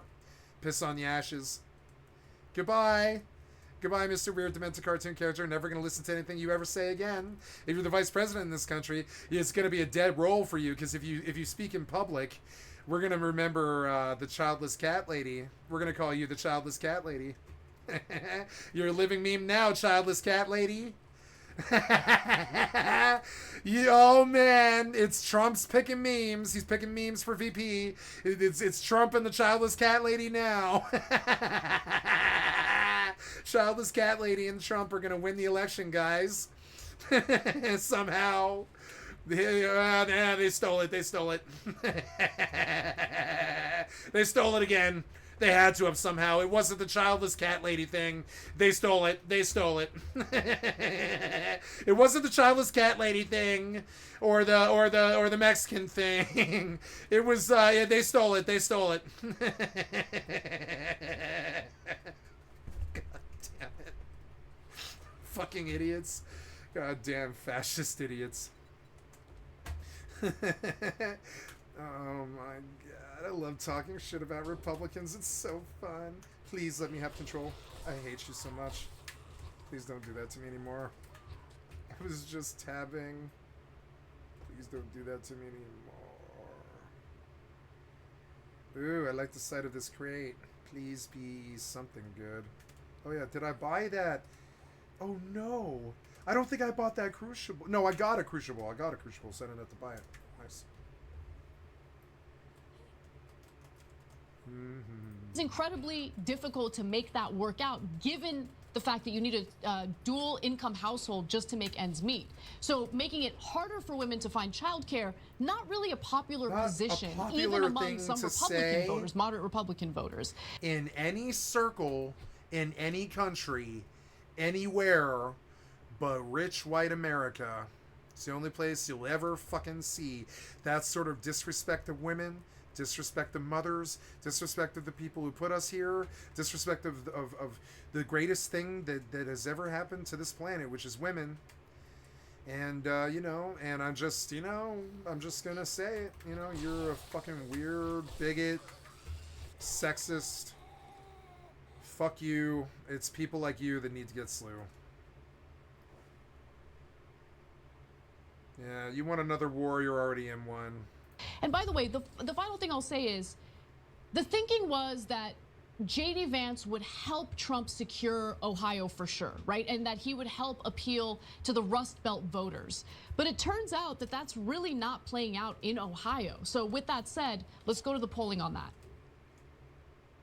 But if you look at Ohio, yeah, J.D. Vance won in 2022, but he only won by 6 points. That's worse than Donald Trump did in 2020. It's far worse than Mike DeWine did in 2022. He was the worst performing Republican candidate in 2022 up and down the ballot in the state of Ohio. He had nothing there. All right, so Trump does very well with white working class voters. That's one of his superpowers. So what does Vance add? Yeah, what does Vance add? Look, he won white working class voters. He won white voters calling a college Trump degree Hitler in the state of Ohio. That's always an but ad. Pretty much every Republican. He added wins the crazy cat lady, so now he's CCL. Again, the margin that Vance put up. Vance is no longer his name. His name is CCL. I gotta call him CCL. He's the crazy cat lady. He's the CCL. Trump and CCL, nope, they're not getting it. And they're gonna be like, who the fuck is CCL? Crazy cat lady. Trump and CCL aren't winning this election. You guys are fucking totally. You guys are like you guys are up shit creek. Your cartoon characters have reared their weird Super Saiyan forms, and the whole world has seen it now. And your time is over. It's over for something like 16 years maybe. Your fucking time is over. There's no way. You keep pissing off the women and the black people. What did you think was gonna fucking happen? You guys are weird. You're like weird good old boys, and you suck dick, and you constantly attack women and Mexicans and fucking black people all the time, and you kick them out of your rallies, and you talk about them like they're crazy cat ladies, and you piss off an entire fucking like fucking gender. You piss off an entire fucking sexual orientation. You piss off an entire fucking. You pissed off an entire political party, like in terms of like the Democrats will not work with you. I won't work with you. You have pissed off everybody. Your fucking party is worthless. Was the weakest performance of any major Republican. You'll not run this country for another long time. They'll take a progressive before they'll take you. You're fucking stupid. Your weird fascist hate speech from 1993 Simpsons and absurdist humor and shit. It's not acceptable. Fuck you. It was acceptable when the Simpsons did it. I love you, Simpsons. It's not okay when you're a demented cartoon character, fucking weird betrayer, fucking asses. You know, whatever you're on about. You could have just said nothing, you weird sexist piece of shit. But no, you gotta take the CCL comment. So now you're CCL. Wait, you probably wrote it into the speech, didn't you? You're a fucking idiot. You don't deserve this. You'll not have it. Not if you talk like that. Fucking idiot traitor. So, look, I'm very curious to see how this plays out, Cenk. Do you think that Trump might have some buyer's remorse? You attack women in my community, Look, I'll attack you, traitor. Should they? I'll attack you. Get rid of J.D. Vance. Can you attack women in my community? But is there precedent? No. Yes, but that would be astounding in modern day politics, and it would be Democratic such an or otherwise of failure. It would be only I can attack Republican women because I need you to come away from the dark side. I really do. There was no Republican women in Star Wars. There shouldn't be any here either. You know? The Republic was entirely male. There was not a single goddamn female member in the entire goddamn Republic. You want to know why? The Republicans hate women. The Imperials had not a single woman. Did you ever see a female Imperial? No, man. Women won't stand with Palpatine. No. Like I said before, women for Trump is like Jews for Hitler. Be devastating. And look at this, guys. Look. We had almost no chance of winning with Biden as the nominee. Now that Biden's not the nominee, what are we telling you? All of a sudden, we have all the chance in the world of winning. We're massive favorites all of a sudden, these guys are spinning out of control. But don't you know, Cenk, anyone who advocated for Biden to drop out of the race secret Trump supporter. Yeah, by the way, all the folks who wanted Biden to stay in the race, you were accidentally helping Trump. Sorry. And I'm not blaming you like you guys blame me, right? But that actually was what was happening. So the next time you go to make that charge, be a little bit careful. All right, I got to tell you the last couple of things here. J.D. Vance is Trump without the charm. Okay. Yes. Okay. Now you say, hey, Trump's not at all charming. I hear you. But for his voters and for some independents, they think he's funny. They think they like his stupid stories. J.D. Vance is Trump without the charisma charm. And he's a showman. He's a showman. Yeah, right? he is. He's good at that. He's good at public speaking. He's good at captivating an audience. J.D. Vance, based on what we've seen from him so far on the campaign trail, not the case. Yeah, he's got serial killer eyes. So he's got huge issues. But last thing is to come back to our members here because it gives you a really good insight into how people are perceiving the comments about women that he made. And so I'll start off funny because you mentioned guys, and then I'll get to more serious ones. A YouTube member, Handy Dandy, said, speaking on behalf of single men, thank God for single women. Okay, so he's even losing that vote. Jesse said, I know women who desperately wanted children but couldn't. Imagine how angry those folks are when these people are basically insinuating that if you don't have kids, you're like what's your a point? Loser. And that you don't have use. You're like a oh, it's terrible, terrible. What? Count one said, I loved my The reason to live is procreation, but it's not the only reason to live. Okay, and that's huge. It's really bad messaging. It genuinely is. So those are YouTube members, by the way. Hit the join button below and become part of the show, become part of the Young Turks. I'll do one last member from Twitch. Peachy Sherry wrote in. The main reason to live. Terribly insulted it's when procreation. they said the only valid family is a it's not the only reason to live at all. My husband died. Is my family honestly invalid? for tens of this is what I'm talking thousands about. of years They have such a simplistic, stereotypical view of, I believe for tens of thousands of years humans have gelded humans. I'm fairly sure. If you don't know what gelded is, it's like being fixed like an animal.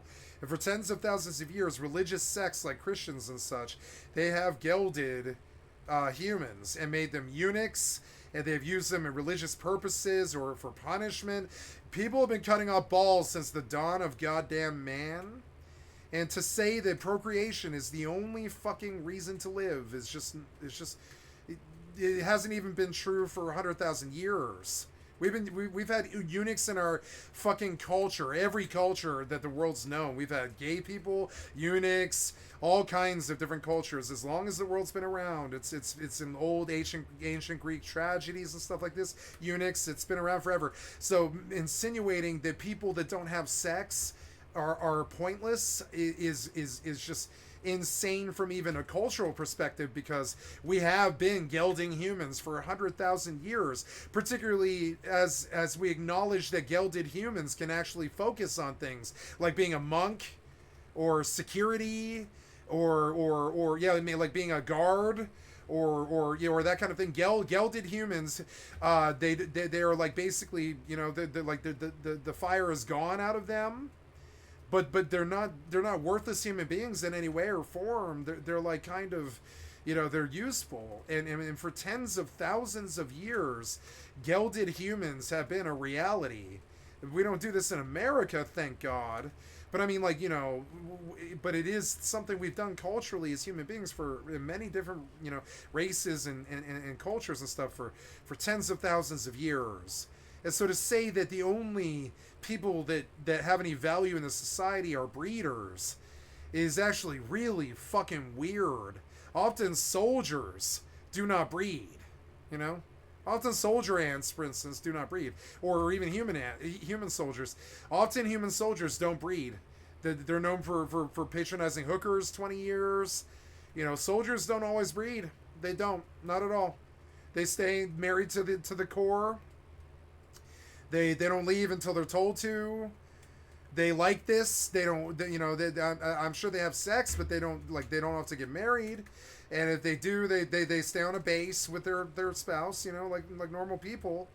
So, but I would say there are plenty of people who are very happy to have sexless lives, that are true patriots, true value, true, you know, essential, true everything in this country.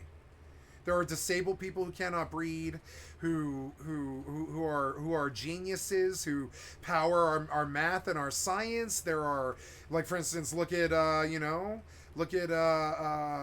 theory of everything. What's his name? A Wrinkle in Time. Talks in an electronic voice. I can't think of his name, but I don't think I mean, look at Christopher Reeves. Like, Christopher Reeves was a very, very famous Hollywood star who the world thinks of as Superman. Who later on got, I think, like spinal meningitis or some such. I don't remember what the disease is, and forgive me if I'm mangling it, but.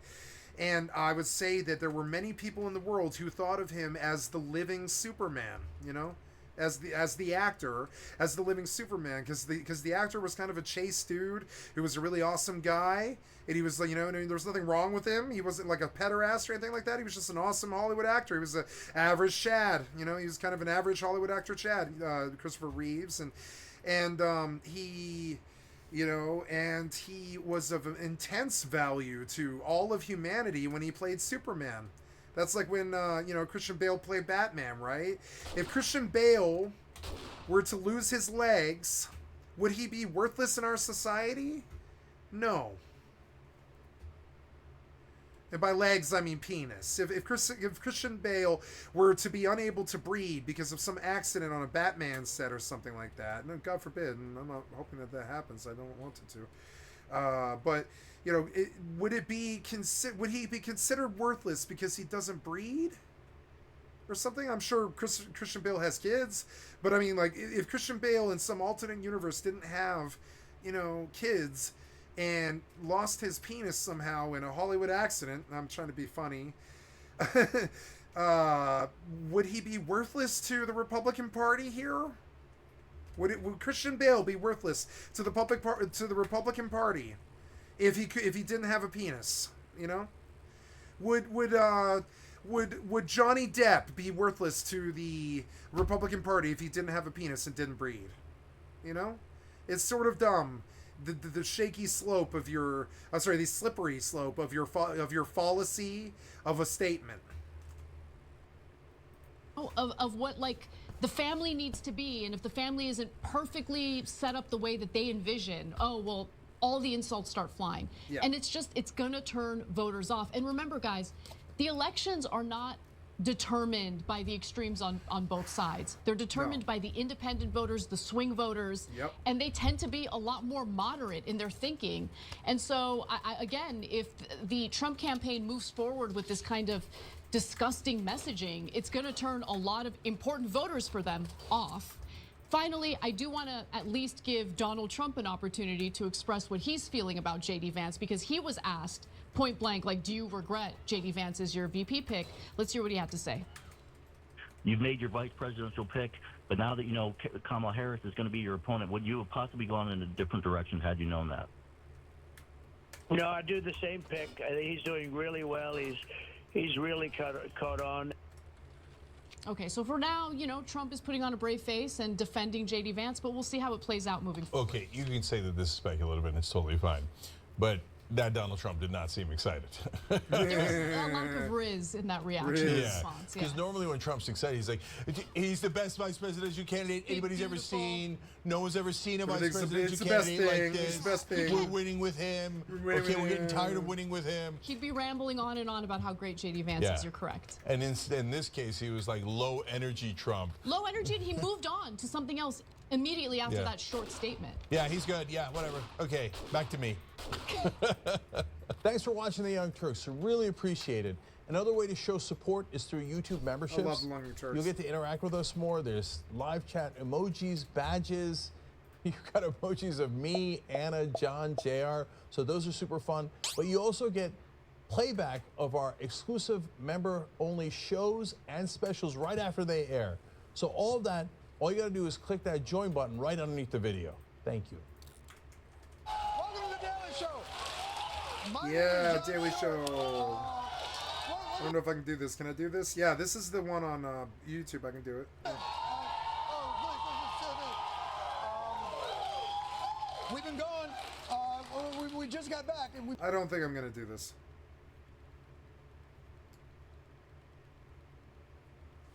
Okay, let's look at this. Ripping the Band-Aid. How Bethesda doomed the future of Fallout by somebody I've never seen before. Dr. Skipper, he's got 240K. I've never heard of him before. Bethesda's ruining Fallout. By saying this, a lot of you just went, yeah, and the sky is blue, while I'm gonna get all politics. Sorry to any of the Republican little Eichmanns, but your fucking traitors are no good. So to explain what I'm saying, I need to acknowledge CCL that and that traitor can go suck Bethesda themselves. saved Fallout. When the company Interplay/Black Isle that made the first 2 games, I hope Trump and CCL Bethesda lose. took the IP under its wing and created Fallout 3, which was a lot of people's entry to the series. Then in 2015, it happened again on the PS4 and Xbox One with Fallout 4, bringing an entire new generation to something even more accessible than Fallout 3, which was even more accessible than Fallout 2. And then later you got to watch a bunch of fun videos about Fallout 76. And now in 2024, a new Fallout TV show has boosted up all the games and brought people who didn't even play video games to Fallout. Fallout in general is popular, but is now only so popular due to momentum. The momentum of a new show, but when that dust settled, what was revealed is now a big wasteland. Ironically, a wasteland for Fallout. So despite the big numbers and everyone playing the games again, Bethesda is still ruining Fallout right now, in real time. Not because they made games that some people don't like, but even more cynical reasons. Greed, jealousy, entitlement, all behind the coddling of laziness, pride, and hypocrisy, defended by the veil of success, love, and validation. And if someone doesn't interfere soon, the IP will be consumed by the sands of the wasteland. So let's go down this rabbit hole of why Bethesda is ruining Fallout.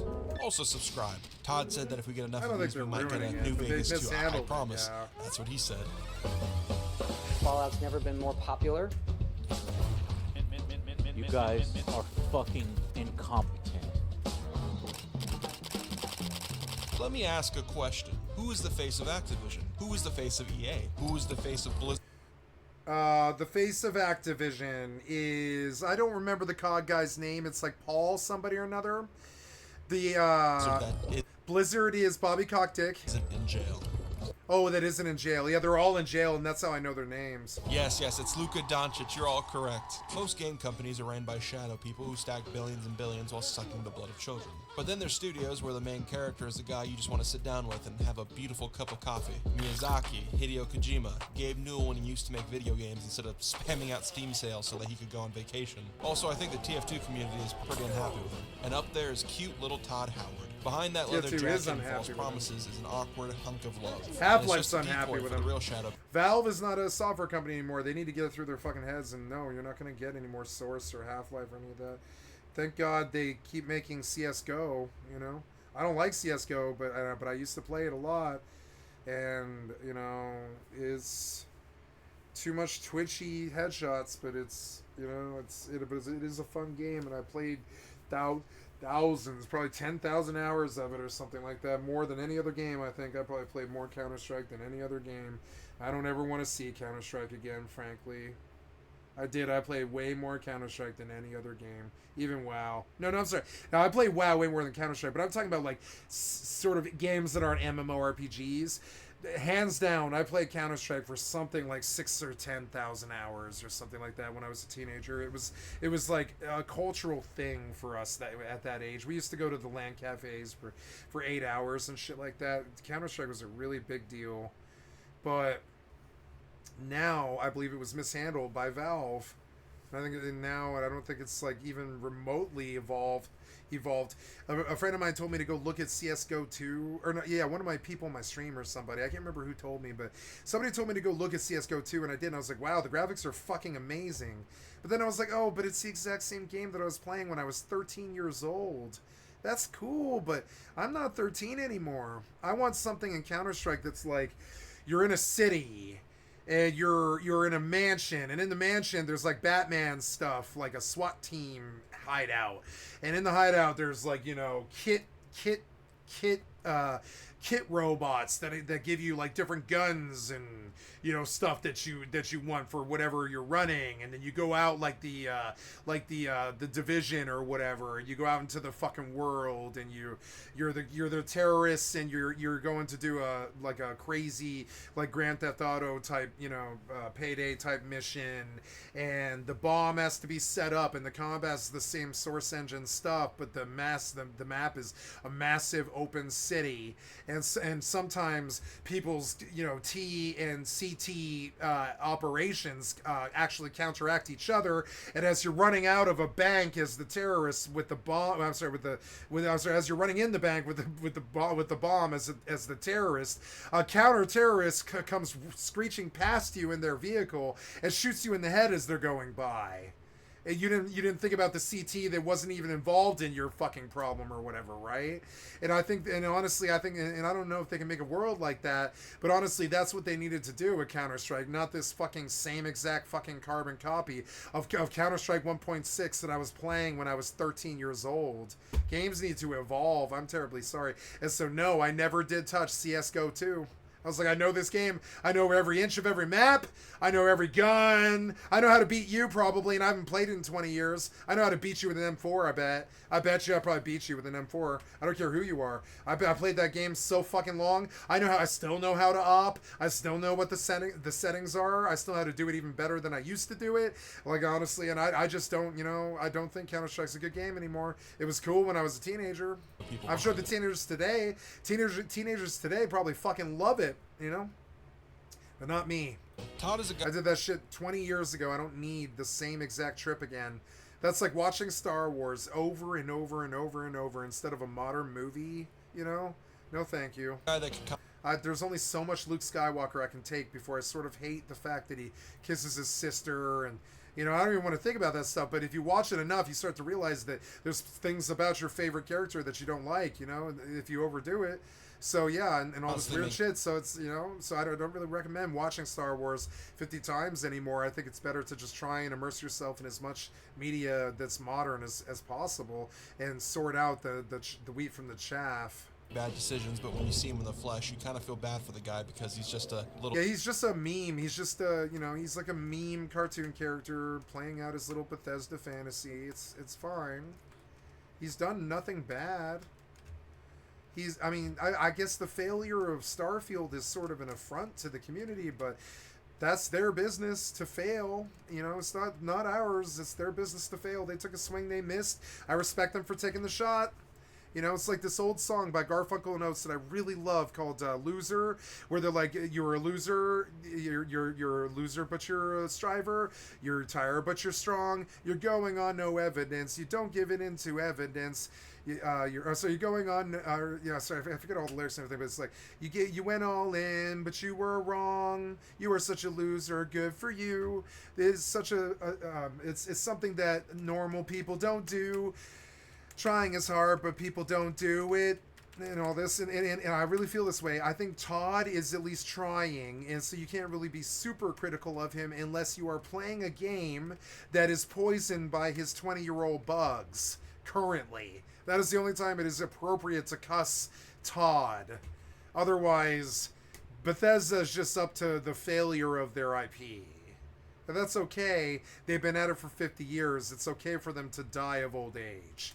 It's all right for them to do that. They gave me Morrowind when I was 13 years old. I'm 40 now. What is that? That's 27 years. Sorry, they haven't been around. Yeah, they've been around like 30 or 40 years, and they can die of old age now. We don't mind it.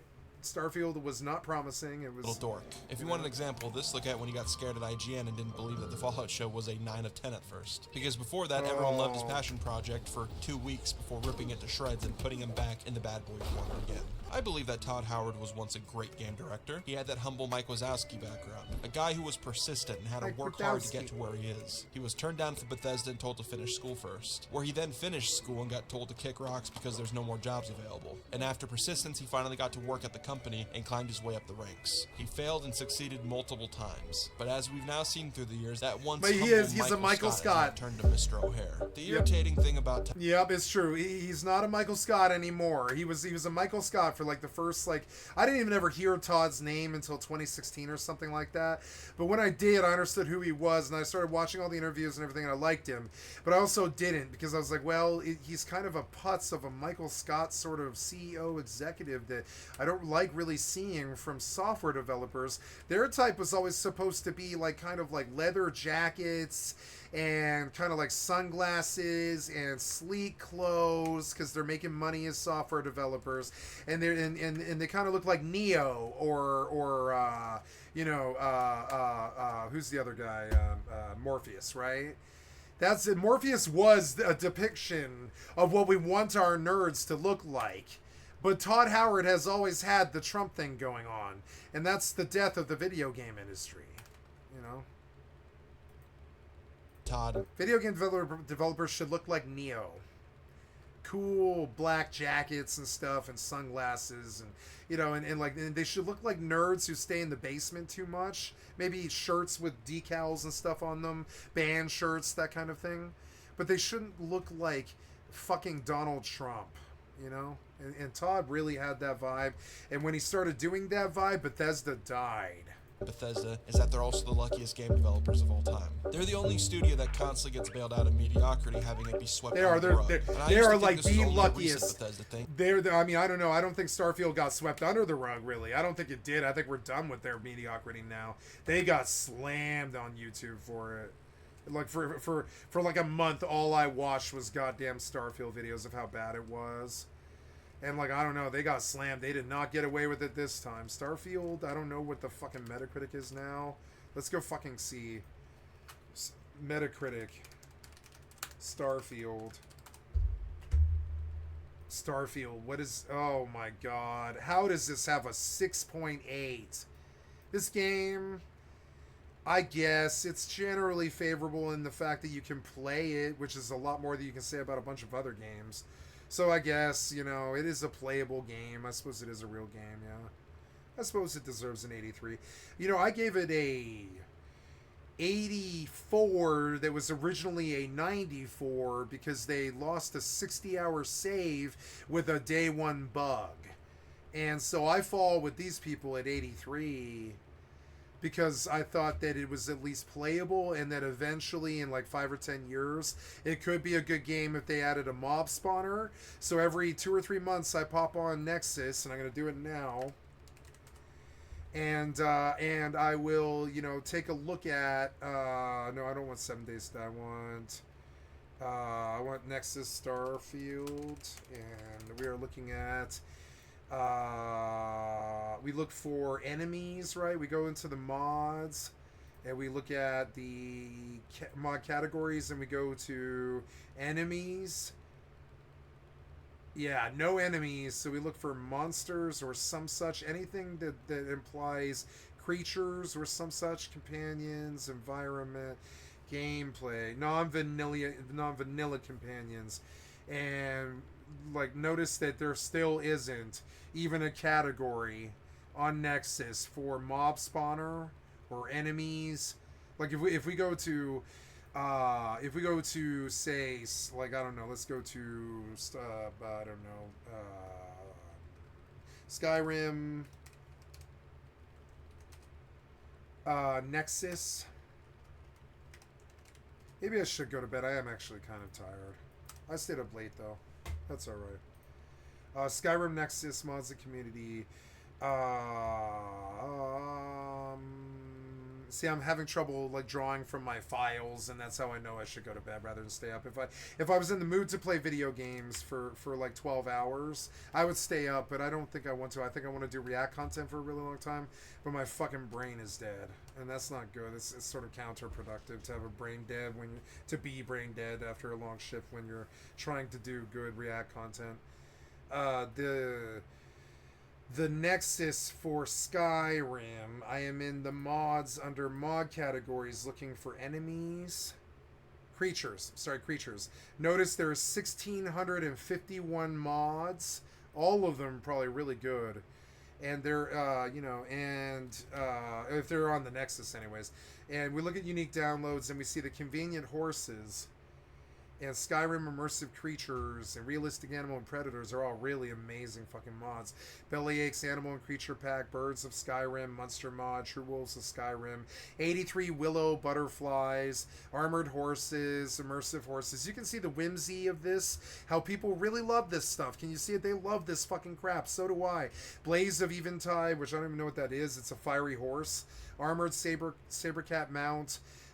Bethesda performance textures, animals and creatures, faster horses, pets of Skyrim, Bellyache's new dragon species. I love Skyrim mods. Horses for followers, Animalica, Skyrim wildlife overhaul. Let's look at that one. I've never even heard of that one. Wow, look how cool that looks. Wow, yeah, maybe I should go do a Skyrim thing for an hour or something. It's fun. But anyways, yeah, so in real wildlife of Skyrim and all this, it goes through. So Dogs of Skyrim is a really big one that a lot of people wanted, because it's like you can't kill dogs and children, so it's sort of weird. So why not put more dogs in it? And it's sort of weird. So Armored Skeletons in The Walking Dead, it was a really good one that I really like, and it really changes the game quite a lot. Diverse Dragons, Unicorns, good. Dragons Diversified is really good. Like a Boss, I've done all of these. Beast Skeletons is super fucking good. It makes all of the fucking skeletons in the world have beast appearances, like Argonian, Khajiit, Orc, and Elf and stuff. And so all the skeletons, like the Beast Skeletons, is a really fucking good mod, actually. I really enjoyed this one. It makes all these skeleton beasts that walk all over the world. It is so fucking fun to fight them. They look really awesome. And so in Husky 2K, you can get a Husky. He's probably so awesome. He's an... Oh, no, there's Huskies. You can just add Huskies to the game, all over the game, because they should have been there. Huskies are common in Nordic culture. So it's like, you know, improved fish and all that, posh mud crabs and all that. So yeah, posh mud crabs. What does that mean? Are they rich? Yeah, they have top hats and monocles. They have top hats and monocles. I love it. They have top hats and monocles. Why not? Posh mud crabs. I fucking love it. Mud crabs are boring. So anyway, so you can see that there's probably people who dedicated their entire hobbyist lives in the last 20 years, or I'm sorry, last 10 years, to making Skyrim enemy mods, you know? Then we come to Starfield, and we see that Bethesda has mismanaged their fucking IP. And you see that they screwed and literally like wing clipped and I think the phrase would be ball clipped or whatever. What did they say? They tied their balls together essentially. It prevented the modders from doing anything at all, pretty much. And so now the mods are like these six sad fucking shadows of what they used to be. And I went looking for a creatures thing, and when I didn't even see one, it was a mind fuck for me. And then I also want to take like another 0.4 off of this Starfield score. Everybody else was favorable with them and said 83. And I played Starfield recently on GeForce Now on my television for 4 hours or something like that on my vacation.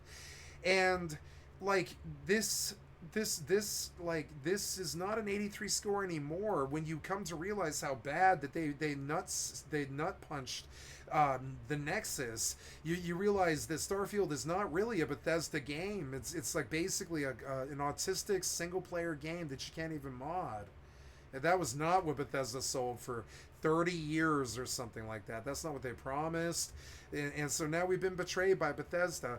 And so I don't know why Starfield has such a positive fucking rating. It's because they're kids who just don't know any better. They're like 13-year-old kids. They're worried about the girl that lives next door and smoking weed and skateboarding and shit or whatever. They're not thinking about fucking stupid-ass Bethesda and Todd Howard, you know? They don't care about that. They just want to see a space game or something, right?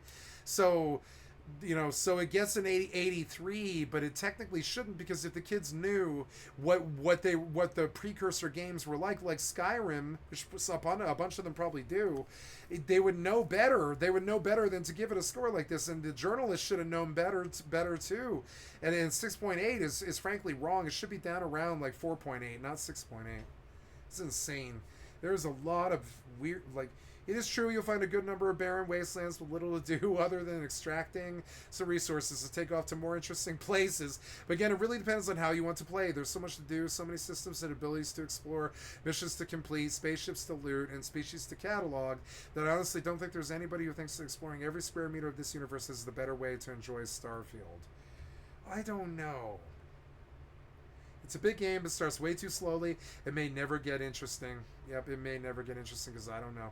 While it has weak spots and doesn't push many boundaries, Starfield is still an excellent RPG experience. I disagree. That combat was horseshit compared to even like fucking Once Human. That combat was horseshit compared to even Once Human. But with hindsight observation, this has always. I really feel that. I'm gonna say it again. That combat was fucking garbage. The Starfield combat was not good. It was just 76's combat in a higher frames with better graphics, and that's not good enough. 76's combat is addictive and I love it, but it's still not good enough. Bethesda, you mishandled your IP. That combat isn't even worthy of like Call of Duty players, you know? And how are you going to keep a fucking shooter sci-fi game alive if you can't even keep the fucking COD boys in your lobby? I don't really understand that. The COD boys need Halo fucking controls and combat and stuff. You didn't give that to them. That fucking combat in Starfield was clunky and stupid and slow. And it was kind of tactical, but it wasn't very good. And it got better when you did the magic, but I don't think most dudes mess with magic, honestly. I think that's kind of a fanciful thing that certain niche nerds do. I don't know too many RPG kids who mess with mage, you know? Mage is kind of a nerd thing. It's not really a normal thing for your average Call of Duty Chad to play a mage class, you know? So I don't know if all those space abilities and stuff that you gave us was very necessary for the fucking game. I think you really needed to add like another fucking 55 weapons that are all interesting, like flamethrowers and rocket launchers and M79s, and you needed to open up the dungeons so that M79s are usable, like 76, and you needed to do a lot of work that you mishandled. Valve games have stood the test of time from groundbreaking mechanics and innovation with the big value monetization. They don't make games anymore because of the success of Steam. And in the case of TF2 recently, value monetization more than their current. I shall watch this and then go to bed. I think I've come to the end of it here. I should technically eat. I have not eaten this whole day in this shift. How long was this shift? How long did I push this? It is currently 12 hours. That's okay. That's actually okay. I didn't even push myself as much as I normally do. But I do want to go to bed earlier because I remember that I do want to walk today. If I want to do that before the sun sets, I'm going to go to bed. So I hate to cut it here, but I will come back to this video tomorrow. And I'm going to cut it here. I didn't make it through the whole video. I'm sorry, guys. I'm just trying to do this till I drop, and this is the drop point. I know that I'm not providing the best content that I did like earlier in the shift even. And so thank you so much for hanging out with me today. I love you guys. If I have anybody here, I don't even know, and I don't care. Hi, guys. I love you. This video was recorded. It is 12 and a half hours long, and it will be placed on my YouTube to upload in the next hour, and it will be placed on the YouTube tonight when I get up. Before work, I will come and upload a video to my YouTube. Last night's session was placed to my channel. We will come here and go... we will come to my channel and I will show you that yesterday's session was posted there, and cool. I got some hits already. That's good. Rust Hardcore Zombies. I'll come and give myself a like because nobody else is. You know, that's okay. I think it's okay for you to like your own work. I don't think that's that weird. You know, so yep. I love my own work. I love myself. Hey. I would jack off to myself. I have. Hi. I love myself. Up, guys? Bye. It's been nope. a whole what happened week, here? And you're listening Why are I closed the tab. 5:26 p.m. I closed the tab. August 2nd, 2024. That's I closed the tab, Friday, Google. August 2nd, 2024. I closed the tab, Google. Downtown, bitch. It's 5:27 p.m. About to be prime time and Friday. Ding. All over the world, baby. It's Friday all over night, the world, baby. And we're about to have some fun. Why are you doing this? I need you to stop. Why are you doing this while I figure out where you are? I think I have to close it all. Close it all. You're stupid. You're stupid. You're fucking stupid. You're so stupid. Google is so stupid. Let's go. Anyways. So, just a reminder. Sorry, guys, I had to close it all. As you can see, I'm fading. And I'm going to go. I love you guys. Thank you so much. It's been a wonderful shift. I haven't been able to do the 14-hour shifts that I used to do because I've been walking for 2 hours a day. And I'm tired and I'm a bit sun-kissed and I'm definitely like, you know, a little bit more physically worn out than I normally am. So if I continue to walk 2 hours every day, which I might or I might not, I don't really know. I'm going to try and keep in the habit. If I do, I'll be doing lesser shifts, like 12 hours, something like that, 12 and a half hours like I'm doing today. I stayed up half an hour past when I should have. And that's okay, but it's only going to be 12 and a half hour shifts while I'm walking for 2 hours every single day. Because there's only so much one human can do. You can put 105-hour weeks, and you can push 420-hour months, and you can work out fucking 14 hours a week, and you can try to lose the weight and all this stuff. But there's only so much you can do in a day, and so I don't know what'll happen. But if I'm on later, it's because I'm walking, and which is what happened today. I got on at like 5 p.m. and then or 7, I think it was actually. It was like 7 or something, and then yeah. So yeah. So thank you so much for the attention today. I appreciate it, guys, and I love you guys. You have an excellent day, and I'll talk to you later. I love you. Bye.